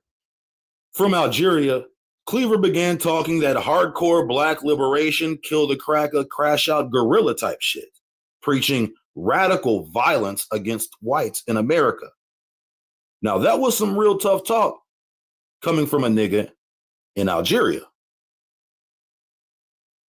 In a national interview with Huey Newton, Cleaver called in and started talking greasy to Huey in front of the TV audience. While Cleaver was abroad in Algeria, Huey had shifted the Panthers' militant nationalist philosophy into a more nonviolent, cooperative social philosophy that involved more community reach, more white people, and no revolution or violence. Cleaver used this opportunity to embarrass Huey and sabotage the party's image on a large scale. So we decided to go ahead and put the two of them together. We're about out of time. Do you have anything you want to say to any of your followers here in the Bay Area? Well, I just want to comment on the expansion of the New York 21 because it looks to us as though, as a result of the actions taken by David Neal over a long period of time, the party has fallen apart at the seams. Okay, fine. Good to talk to you. Thanks very much. Huey's goal in having Eldridge on the show was to show people that he and Eldridge were on the same page. And Eldridge sabotaged that. So Huey was livid. He was embarrassed. He was furious. And so within 10 minutes or so, he called back. Mr. Cleaver? Yes? Just hold on. Hey, what's happening? Yeah, you got the bomb shell this morning. It was very embarrassing for me. So I want you to know, or notifying you, that the Eric Mule section, you hear? Yeah? The Eric Mule section is expelled. That's not the best way to deal with that. Well, this is the way I'm going to deal with it. Well, then I think you're a madman too, brother. But I'm not a coward like you, brother, because you run off and get little Bobby Hutton killed. But I stay here and face the guys, you see? So you're a coward and you're a punk. You understand? I think you lost your ability to reason, brother. Hey, brother, you know when I call you, that's what I feel about you now. You're a punk. If a nigga calls you a punk in 1970, nigga, it was up. Cleaver and Newton fell out over this political difference. Cleaver rebuked Newton and called him an Uncle Tom for siding with white people rather than overthrow them. Cleaver was officially booted from the Panthers. Years later, Cleaver returned to America in 1975, still facing the attempted murder charge for the botched ambush for which he escaped. Cleaver ends up taking a plea deal for the attempted murder charge and was released with only community service. Let me read that again. Cleaver took a plea deal for the attempted murder and was released with only community service. So to recount, he fled the country on an attempted murder charge of an officer and was only sentenced to perform community service.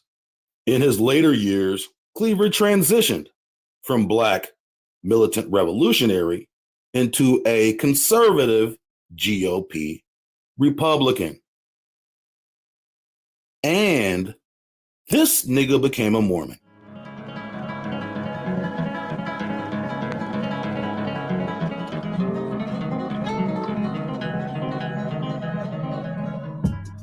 Before meeting Huey, Bobby Seale joined the Afro-American Association in 1962 in Berkeley, California. According to the narrative, it was through this group in which Seale met Huey Newton. In 1967, he and Newton acquired copies of Quotations from Chairman Mao Zedong, a book of Chinese communist propaganda, and began selling the book around Berkeley. According to the story, with the funds they made from their communist book drive, they were able to purchase weapons to arm the Black Panther Party. Bobby Seale was one of the Chicago Eight, a group of activists charged with conspiracy. The other 7 activists were white, members of the Communist Students for a Democratic Society and the National Mobilization Committee. Seale was charged with inciting a riot at the 1968 Democratic National Convention. During the trial, Seale demanded to represent himself, but the judge did not allow him. The judge also did not allow him to be represented by the attorney of his choice, Charles Gary. Instead demanded that Cultfigga must remain his counsel. He was bound and gagged in the courtroom after calling the judge a racist pig, creating a public spectacle that made international headlines. In 1970, while in prison, Seale was accused of ordering the murder of a Black Panther suspected of being a police informant. The trial ended in a hung jury, and the charges against him were dropped. In 1973, Seale attempted to run for mayor of Oakland. He came in second place out of 9 candidates. This was an attempt by the Panthers to work within the American political structure. According to Elaine Brown, the next year, Seale and Newton had a dispute over a film about the Panthers, which led to Huey Newton severely beating Bobby Seale with a whip. Seale was beaten so badly, he was hospitalized and went into hiding. This incident is believed to have officially ended Seale's relationship with the Panthers. Bobby Seale continued to live as an activist, teaching at Temple University, and appearing in multiple documentaries about the 1960s.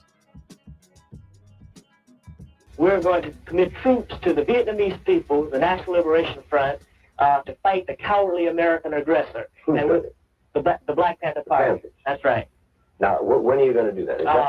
I'm going to do this as soon as I'm released, that I'm going to make this known at the Paris peace talks so that it can be accepted or rejected by the Vietnamese people. But in the spirit of internationalism and the spirit of international solidarity, we plan to do this, and we would do this for any people who are fighting against American imperialism. You want to get together blacks to go to Vietnam and fight against American troops?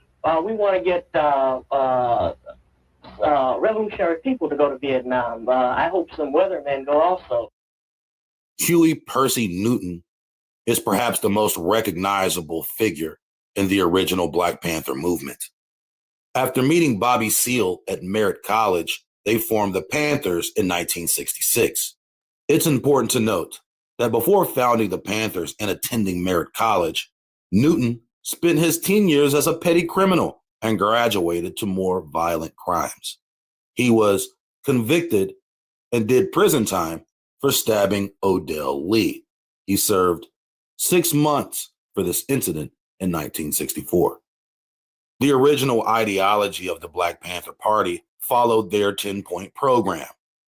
In 1967, when Newton was out on probation, he was pulled over by Oakland police and an altercation broke out between him and Officer John Frey. The officer was subsequently killed in the altercation, and Newton, who was also shot, was charged with murder.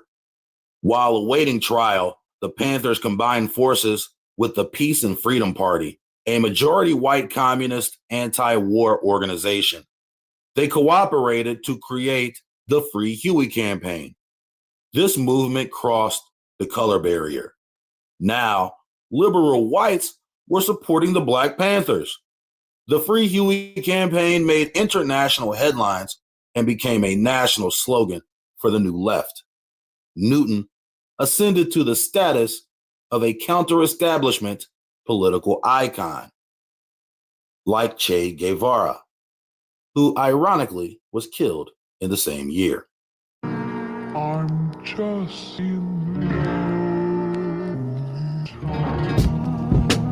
Che Guevara, a man who was seen as a martyr by the political left, actually grew up in a wealthy, elite Argentinian aristocratic family, who were some of the oldest families to colonize the Americas. On his mother's side, his ancestor, Luis Maria Peralta, was an original colonizer and landowner in California. On his father's side, Patrick Lynch from Ireland was also a colonizer and landowner in Brazil. Che grew up entrenched in communist philosophy due to the influence of his family, whose home library was filled with Marxist literature. Guevara was an international spy and warlord whose travels took him to multiple continents, spreading Marxism. He was also a part of several armed battles in Africa, South America, and Cuba. An aristocrat who went to college to study medicine becomes an international military revolutionary and the face of the resistance. Many people have expressed skepticism about the authenticity of the narrative surrounding Guevara's life. Additionally, several others have speculated about who he was actually working for. Newton and the Panthers adopted the black beret as a symbol and homage to Guevara, who had been supposedly executed 3 weeks before the killing of Officer John Frey. Newton was represented in court by communist attorney Charles Gary. After 2 years of court proceedings and retrials for voluntary manslaughter, the charges against Newton were overturned, and he was released in August 1970. Still in prison khakis, standing on a car outside the courthouse, surrounded by friends. Newton's last trial and manslaughter conviction were overturned by a higher court this year, so now he'll be tried again. And in the meantime, he is out on bail. He is back on the street. After the trial, Newton immediately embarks on a trip to China to visit the chairman of the Chinese Communist Party, Mao Zedong, along with another fellow Panther, Elaine Brown. Elaine Brown is another interesting figure in the history of the Black Panthers. She joined the Panther Party in 1968 and eventually would take over as Minister of Information after the expulsion of Eldridge Cleaver. However, before joining the Panthers, Brown had a relationship with J. Richard Kennedy, a music executive, FBI agent, and alleged CIA spy. After her relationship with Kennedy, she began working as a writer for Harambe, a newspaper created by Ron Karanga for the US organization. The US organization was a Black nationalist group that was most likely a front organization for either the FBI, CIA, or the police to infiltrate the Black nationalist movement. Elaine Brown had a history of having several relationships with different members of Black nationalist organizations and different members within the Black Panther Party, like Huey Newton, Raymond Hewitt, and members of other Panther chapters in the country. She was truly embracing her role as a community activist by staying active in the community. According to Geronimo Pratt, she played the key role during an altercation between the US organization and the Panthers that led to the murders of Bunchy Carter and John Huggins on the campus of UCLA. Apparently, the situation involved her current and former lovers.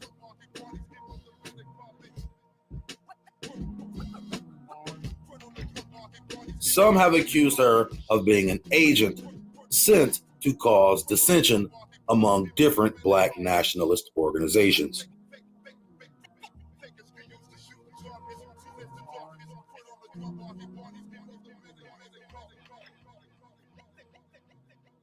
Quote from Geronimo Pratt: "My first remembrance of Elaine Brown was while I was conducting security for Eldridge Cleaver in October 1968. After Eldridge gave a rousing speech at Pauley Pavilion, UCLA.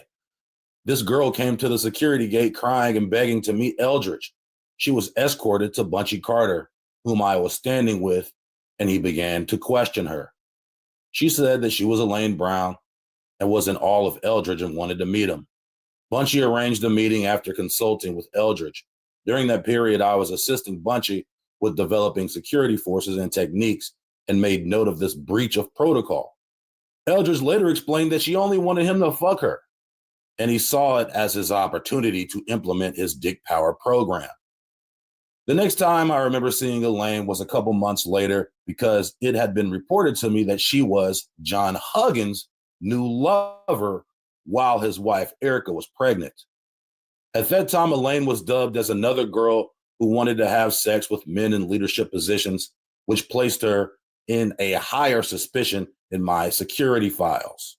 Bunchy and I were sharing an apartment, and I remember that night we discussed John Huggins' relationship with Elaine and how displeased Bunchy was with John's sexual activities with this girl because Bunchy felt very close to Erica and did not want her to find this out.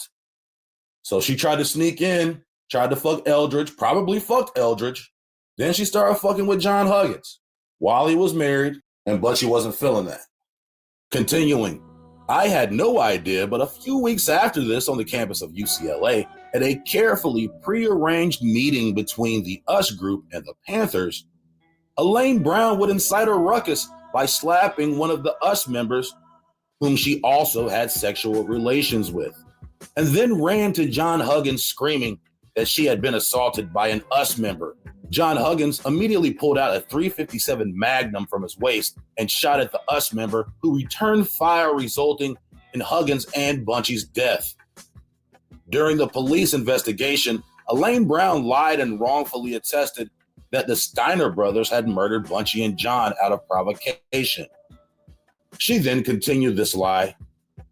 all the way to the witness stand in LA Superior Court, resulting in the wrongful conviction of first-degree murder of George and Larry Steiner, who are being prosecuted till this day. Her testimony is a matter of public record. The pandemonium and turmoil that ensued the death of our most revered leader, Bunchy, made it nearly impossible to get hold of the raging fratricidal situation. But as soon as the smoke began to clear, the pieces began to fall into place, clearly implicating Elaine Brown as the instigator of the entire deadly drama. This information was known to me prior to my agreement to continue Bunchy's program in the capacity of Deputy Minister of Defense of the Liberation Forces there in Southern California. So it is impossible for Elaine to have joined any formation of which I was in charge, as I was very meticulous, selective in new membership. Further, I am sure that we never permitted anyone who testified for the pig so-called justice system, as they are known as snitches or rats. My security reports were sent to various leaders in the movement, but was continually watered down by those leaders who had become victim to Elaine's sexual manipulations. Each time I received reports of Elaine Brown popping up in Oakland, Chicago, Connecticut, etc., I'd act quickly to banish her. And I then render whatever form of discipline necessary to those who'd hosted her.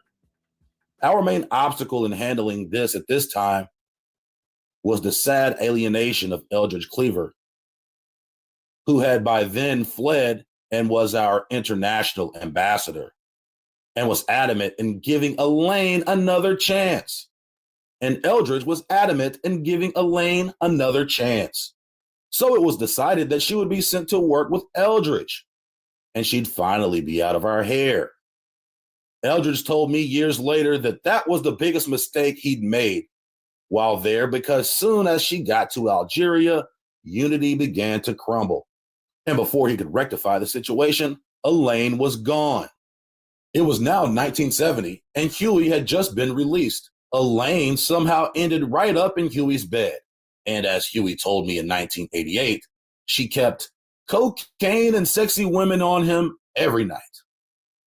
Huey also admitted that it was Elaine who'd inflamed his hatred against Eldridge, resulting in the infamous phone call that marked a clear split in the top leadership. End quote, Geronimo Pratt. Elaine kept the cane. Cocaine Elaine Brown kept that cane on deck, had the cane and the bitches. Had Huey's nose wide open. Literally.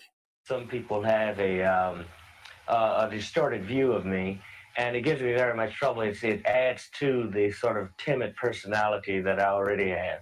It makes me uncomfortable because I know that I can't give them all of those things that their idol is supposed to. And I don't want to appear to them as fake, but I would just like to tell them that, I'm just another regular human being. This can't be the same build. This ain't the post-penitentiary build. This nigga came out the slammer swole.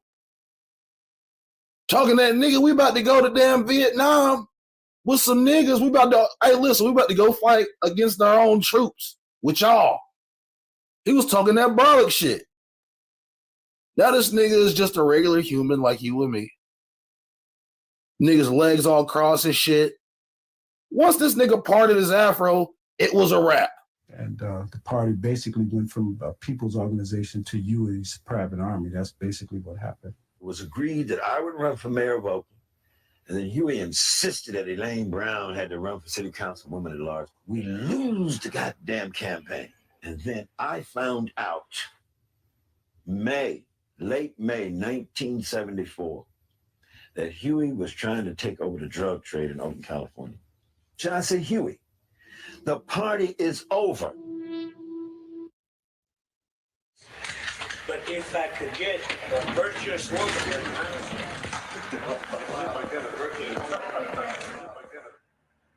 who's the boss? Well, in a human society, there aren't really any bosses, but who is the real leader and who is the person who's words are most meaningful to the party as a whole. There isn't any question about it. I mean, it always, that Huey is that person. I had the distinct impression consistently from 1971 that Ms. Elaine Brown was a highly placed intelligence operative inside the Black Panther Party. I think Elaine Brown came in through Earl Anthony, and she followed the same course of devious type of activities. So I'm saying all this to say that they got involved with people and caused a lot of problems, but we was aware of it. We just wasn't aware of the extent that the LAPD, the federal government with its COINTEL, the CIA, FBI, we wasn't aware of to the extent that these people were involved. She acknowledges in her own words in her book, Taste of Power, that in fact she had been educated, groomed, taught at the hands of a longtime Central Intelligence Agency operative, J. Richard Kennedy, who anyone can find out about in David Garrow's book, The FBI and Dr. Martin Luther King. So many party members literally have told me they believe this, that this woman was connected some kind of way and got step by step, piece by piece, got Huey hooked over into some notion that he could get more money behind the scene if he step by step methodologically demised the Black Panther Party. And we go big to that with Ron Karenga, but I know I brought up Elaine Brown because a lot of folks feel like she helped instigate the incident at UCLA, which led to the death of She Russ didn't. Okay. She didn't. See how Elaine Brown got involved in the whole thing. She was a secretary at UCLA. Okay. Working for the staff. And we were recruiting people from all over the city. We were holding recruitment sessions in the projects. And Elaine was a very intelligent person, so we just recruited her. Mm-hmm. Why not? She was there. We saw her all the time. Mm-hmm. So we recruited her. She meant well. And, it was her perspective. But no, she didn't have anything to do with it. All of that stuff started because Ron Karenga and the US organization was trying to get control of the Black Studies program. I've seen people ask Judge Joe Brown about Elaine Brown several times, and he always covers for her. I brought up Elaine Brown because a lot of folks feel like she helped instigate the incident at UCLA, which led to the death of Russ. She didn't. Okay. She didn't. And if you ask Joe Brown, he takes credit for bringing Elaine Brown into the LA scene. In her book, The Taste of Power, Joe Brown is on the scene during the murder. He's upstairs. So when Geronimo Pratt says she escalated the event between John Huggins and the US organization, she denies that. And Joe Brown corroborates the story. And her book corroborates the story. Or was Geronimo Pratt just lying about Elaine Brown's role in the altercation? Remember, she first started working at Harambe before she became a member of the Panthers. So that's clear circumstantial evidence of the fact that she probably did have relations with somebody in the US organization.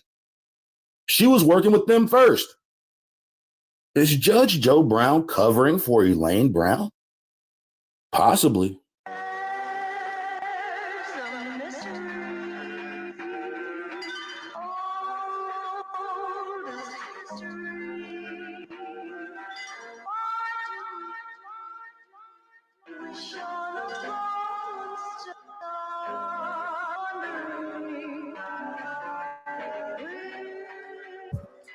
During the Church Committee in 1975, evidence was exposed that the FBI had employed agents to deliberately cause dissension in the Black Panther Party and the US organization. The FBI went so far as to create its own propaganda used to mock and humiliate their rivals. Be all this as it may, Elaine Brown visited China along with other members of the Panthers in 1970. Presumably, Eldridge Cleaver, who was living in Algeria after fleeing America following the shootout that killed Bobby Hutton in 1968, was also in attendance. This trip only heightened the speculation that the Panthers were being puppeteered by foreign communist powers, while in China, the Panthers were celebrated by the people as heroes. After returning back to California, Huey Newton developed a serious cocaine habit. And apparently drugs were against Black Panther rules. According to members within the organization, he was being supplied with cocaine and groupies by Elaine Brown. At some point during this time, they developed a sexual relationship. Members within the party also allege that the relationship between Elaine Brown and Huey Newton became so toxic it caused a rift throughout other chapters in the party. During the same time, Brown is also alleged to have had several sexual relationships with different leaders from different chapters around the country. During the major rift in the party between Newton and Cleaver in 1971, Elaine Brown is said to have played the key role in the dissension by pitting the two leaders against one another and setting up the fateful phone call that led to the public fallout. As the party burned to the ground from the inside, Newton spiraled into drug addiction and degeneracy. He was accused of several violent crimes, including the murder of a 17-year-old child prostitute, the pistol whipping of a tailor, and conspiracy to murder a witness.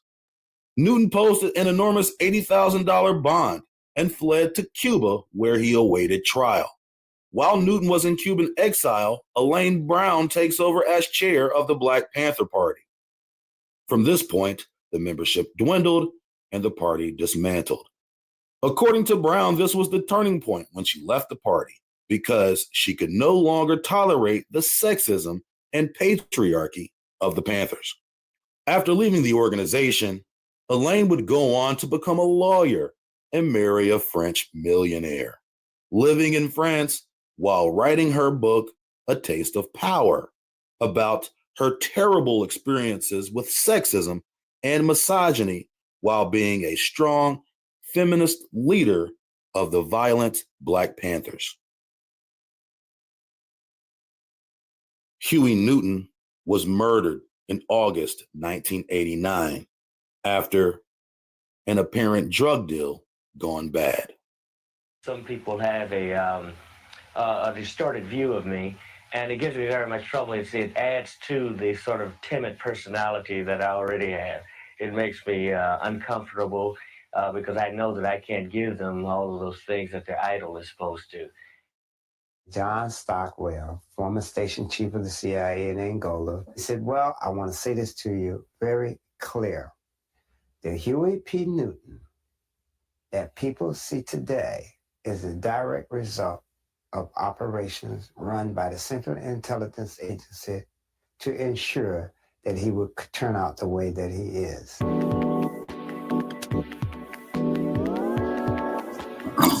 Yep.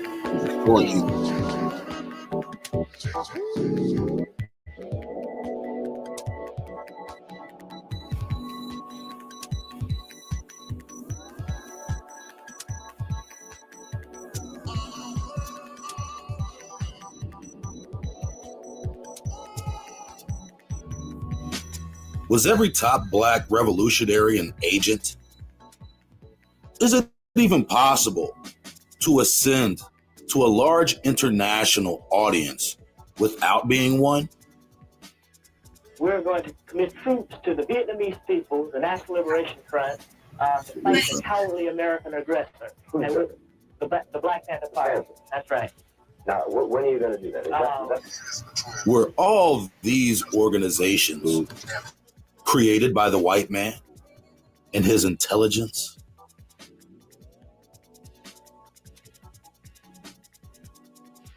Are Black politicians responsible for representing all Black people? Or are they merely tools for the establishment? Was the civil rights movement organic or GMO?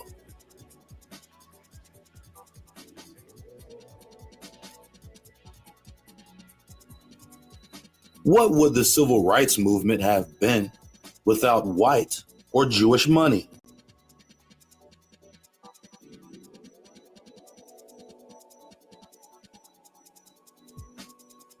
If the same people who finance the politicians fund the revolutionaries, who owns the revolution?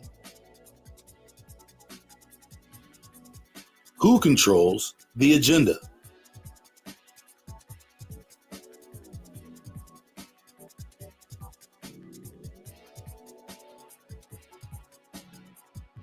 Could Negroes ever create a powerful organization without infiltration?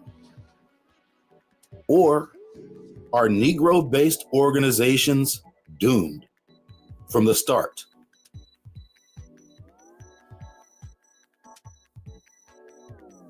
Why were so many Black revolutionaries in America non-American?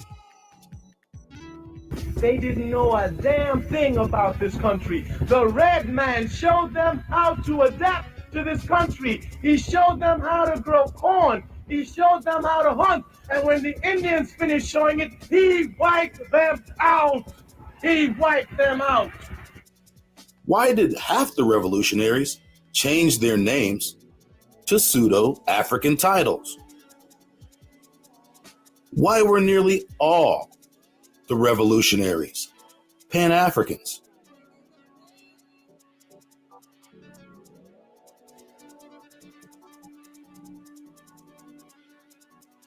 Probably because most, if not all, were agents.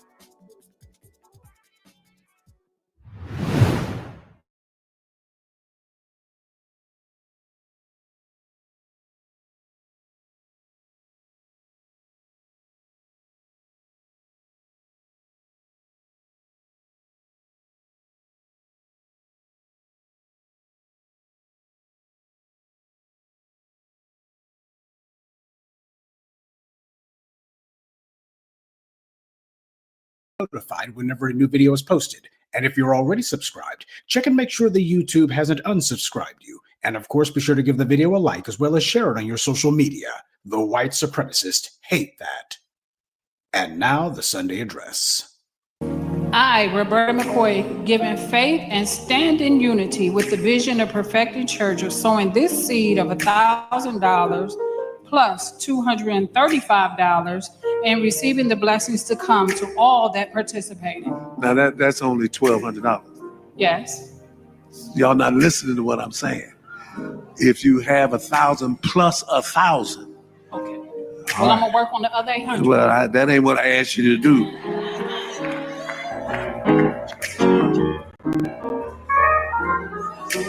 Now listen to me.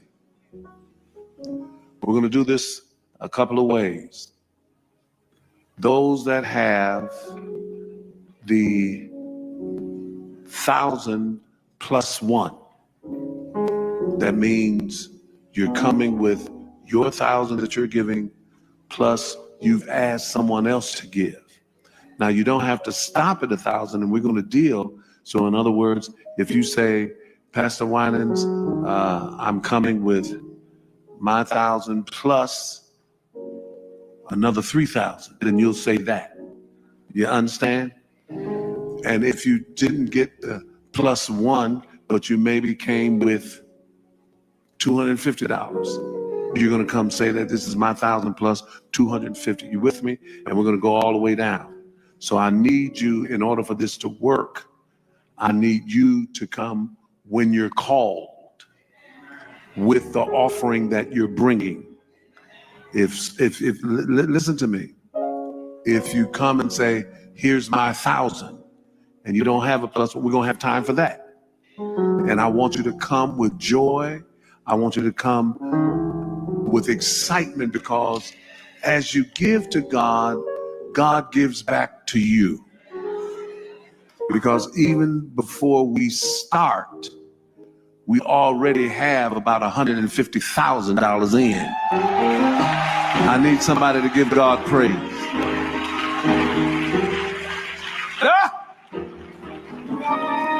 Lord have mercy.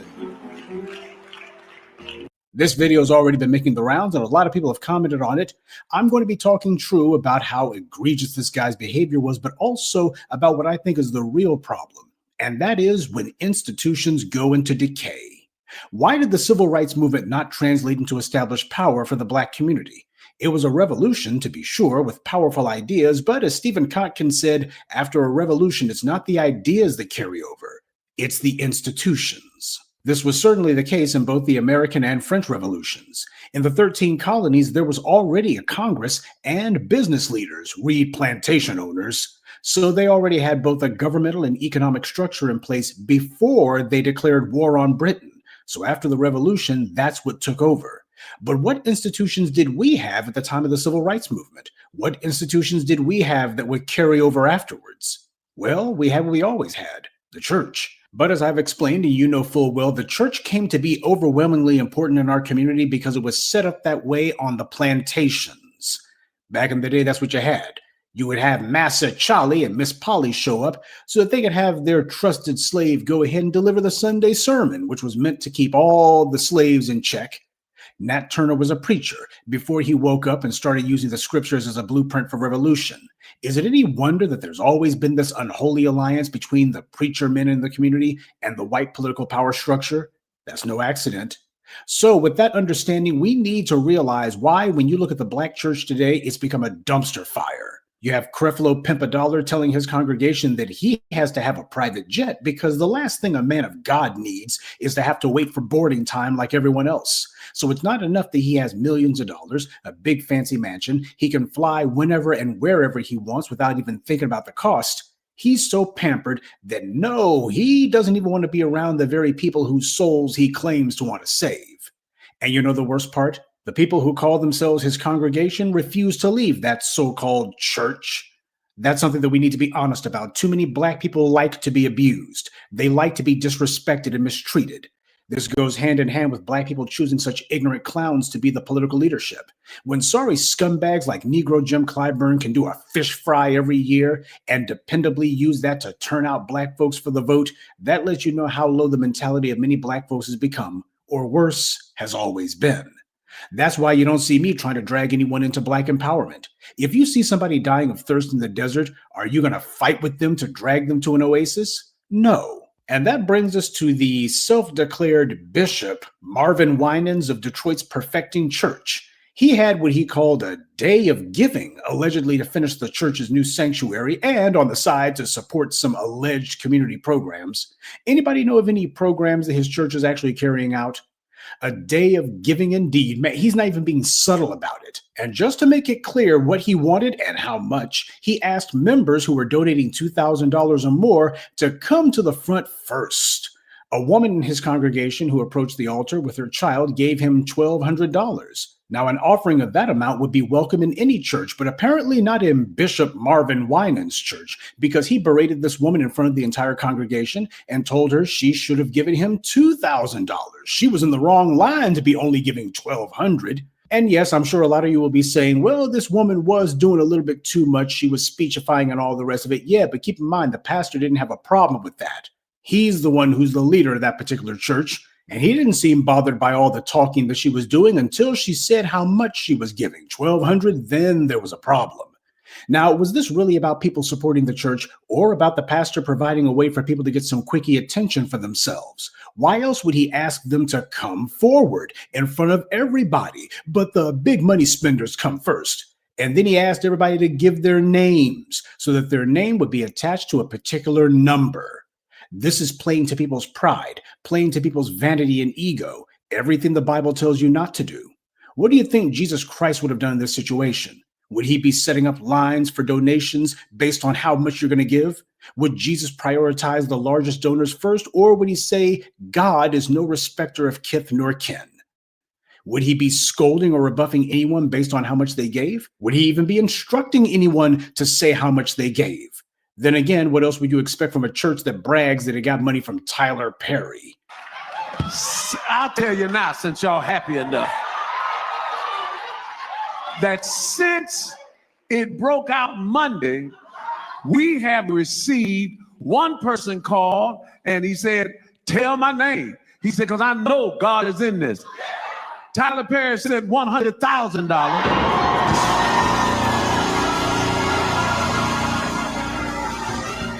Pastor Bishop Patrick Wilton, he said, I'm sowing and I have a +1. So he and his son-in-law sent $2,000. We have received, I'll get all that over. But why don't you give God praise for what the devil meant for evil? God, turn it around. Now, why would he be making a big deal about who gives to his church? But this is what's going on in the black church these days. They're not just demanding the congregation give them money, they're openly humiliating members of the church for not giving them more. And not one of those people who saw this walked out. In fact, I'll bet that just like Creflo Dollar's congregation, those people are defending this guy. In fact, the woman he rebuked, that's exactly what she did. She defended him. We'll get to that in a minute. But the point is, the whole I am a meek and pious member of the church routine, that started off as a bad joke. Now it's just sad. Even in the Bible, the apostles warned that there's a ton of bad churches out there and that you have to be ready and willing to walk away. But in most cases, this falls on deaf ears. People like to be conned. They like to be abused, especially if that abuse comes from someone with the gift of the gab, someone who is gregarious and can easily ingratiate themselves with others. People tend to eat that abuse right up. The Bible says in Job 34:19, God is not partial to princes, nor does he regard the rich more than the poor. Well, pastors like Bishop Winans do. If you got money, they want you at the front of the line. The Bible says not to make a spectacle of yourself when engaged in Christian activities, to do so humbly, quietly. The person who gets put on a pedestal for how much they give to the church, that's not piety. It's avarice by the pastor. Everybody knows that one of the main things the human beings struggle and strive for the most is status. How are they viewed and seen in the eyes of others? Well, in his church, Bishop Winans was pointing out that the way you get status there is based on how much you give. That's a quickie way to get some status in his church. The Bible talks about the widow's mite, and just for the record, mite is spelled M-I-T-E. It means offering in this case. In that biblical story, there was a ceremony taking place at the temple in Jerusalem. When it came time to give offerings, the rich people threw in their big money. Then there was a poor widow. She put in 2 small coins. Jesus said that this poor woman's contribution was worth more than the rich people's offerings because they gave from their own comfortable surplus of wealth. The widow, on the other hand, she gave everything she had. You see, the word sacrifice means to make holy. When you're giving up something, it costs you something. That's how you make it holy. Her offering was holy. Theirs was not, because her offering came from what she didn't have. Theirs, well, that was what they had to spare. And that's how spirituality actually works. That's what gives an offering spiritual value. Now, that was the standard that Jesus Christ himself established. But then again, Jesus wasn't demanding that people give him money so he could get a gold-plated chariot or a custom-made luxury boat, so he could be the fisherman of men's souls in style. He walked practically everywhere he went. When he entered Jerusalem, it wasn't on the back of a white stallion all decked out with fine linen. Instead, he entered Jerusalem on the back of a donkey. He wasn't leading some grand parade either. It was just him and his disciples. A disproportionate amount of Jesus's gospel dealt with him calling out rich people. He threw the money changers out of the temple for conducting commerce in the house of God. But unfortunately, they slithered right back in. And instead of charging people money to convert one currency to another, now they're charging money for some loudmouth heathen to give a sermon and act like a low-rent DJ in a club. Obviously, these are not men of God. They're 2-bit comedians putting on bad comedy, and at best, they're half-baked motivational speakers who only want to motivate you to give them money. The sad part is, the congregation isn't fooled. They're in on the joke. The pastor's a pimp and they're glad to be pimped out. In fact, as I mentioned earlier, the very woman he humiliated went to the white media and defended him. She said that it wasn't a rebuke, it was correction, because she had gotten into the wrong line. You're the woman in that viral video. Right. He did not rebuke you. He absolutely did not rebuke me. Now, there's a difference. There was a correction because let me clearly state that Pastor gave instruction on the lines to get into. You can't make this stuff up. Ever since he began catching flack online, Bishop Winans wanted to make it known that he had apologized to the woman. I was calling because the whole church was giving, and it was our day of giving, and the whole church was coming, and we didn't want people standing, the mothers and all that, so I was calling them by increments. And we had someone that had given out of before, and I corrected it, and I told everybody to listen and come when you call, and that's all that was. Roberta told me Pastor Winans personally apologized to her. She's been a member of Perfecting Church since 2013. Now, why would he do that? After all, he's supposed to be anointed by God. So it wasn't a mere mortal who was rebuking this woman or correcting her, quote unquote. It was God doing so, speaking through his chosen vessel, Bishop Winans, right? So why is he apologizing for merely doing what God prompted him to do? You got to give Pimp Winans, Bishop Winans, his credit. He's running that game something sweet. He's got them wrapped around his pudgy little fingers. I've long told you that Professor Black Truth's definition of an institution is a group of people who come together to protect and promote a particular idea or ideal. Now understand, it's the group of people who are the institution, not the building. When they call a bank an institution, they're actually talking about the organizers of that bank. And the same thing goes for a church. Whenever you look at a building, that's not actually the church itself. The building is the sanctuary. It's the people who are the church. That's the actual church, the members of the church. And that's the reason why when these institutions start to decay, that is not a good thing. They have to be protected by the actual members of the institution. Churches, especially the Black church, stopped being a moral institution a long time ago. It's not a place for spiritual guidance and unity. It's just an extension of the world. It makes sense that you have so many people who come there right after they were at the club on Saturday night just a few hours earlier, often wearing the same clothes they had on at the club. The church is not the house of God. Now it's the place to see and be seen, the place to style and profile. Pull up in your new car that you finance but can't afford, in new clothes bought on a credit card that you're about to default on.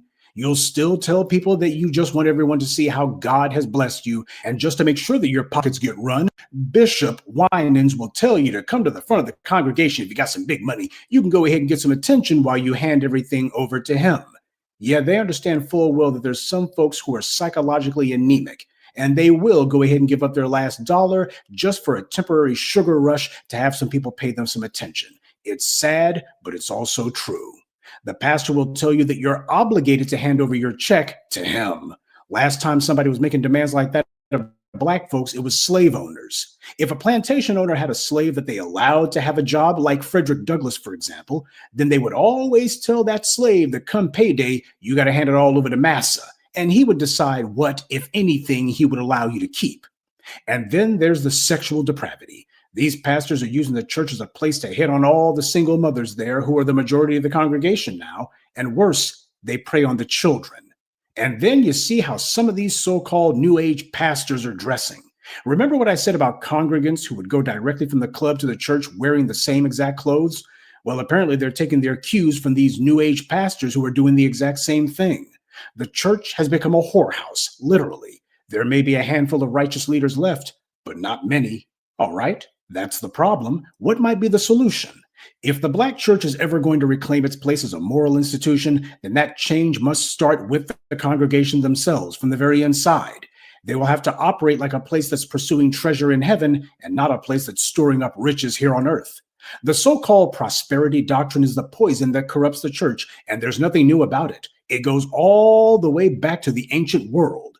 In the days of the Old and New Testaments, one of the things that religious leaders would do is to proclaim that God would bless those who were righteous with material rewards. And if you were poor or sick or otherwise unfortunate, well, that's because you had offended God somehow.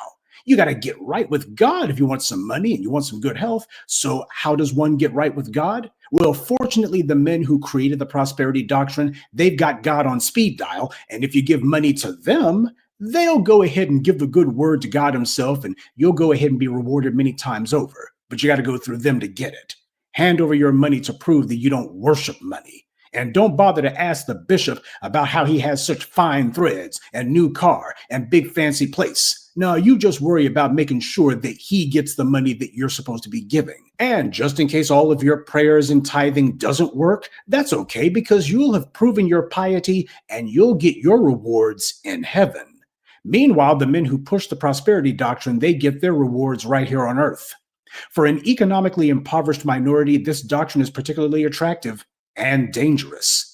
The prosperity doctrine is very effective at capturing people's imaginations, like people who daydream about winning the lottery. It draws from the exact same psychological place. How many people have given all their money to the casinos or online gambling or Powerball?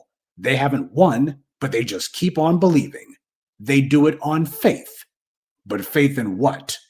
The problem here is far bigger than a preacher man fleecing the flock. This is about an institution that's become a dumpster fire. His greed makes it where a place that could inspire people has become a place that people avoid. Admittedly, I'm not big on church going, but I am familiar with the 3 monotheistic religions, and I see the value in all of them as works of theosophy, if nothing else. As Dr. John Henrik Clarke said, you don't need religion, but you do need spirituality.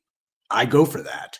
We need to be imbued with a sense that what we do and what we are is more than flesh and blood. When people reduce our existence down to nothing more than our corporeal elements and just the physical world around us, then nothing we do matters and nothing we are matters. So yes, I do believe that spirituality is very important. It has real value. But the problem with religion is that's ritual. Ritual without spirituality is a scam. You don't have to be one to hoop and holler in church to be able to appreciate what spirituality can do at its best. But that's not what people like Bishop Winans are doing. Well, it's going to be up to the congregations to decide that they will actually learn from their Bible. And that's what the lesson of Christianity was supposed to be. The Bible is supposed to be the Christian's authority, not whatever man of flesh and blood is standing in front of them.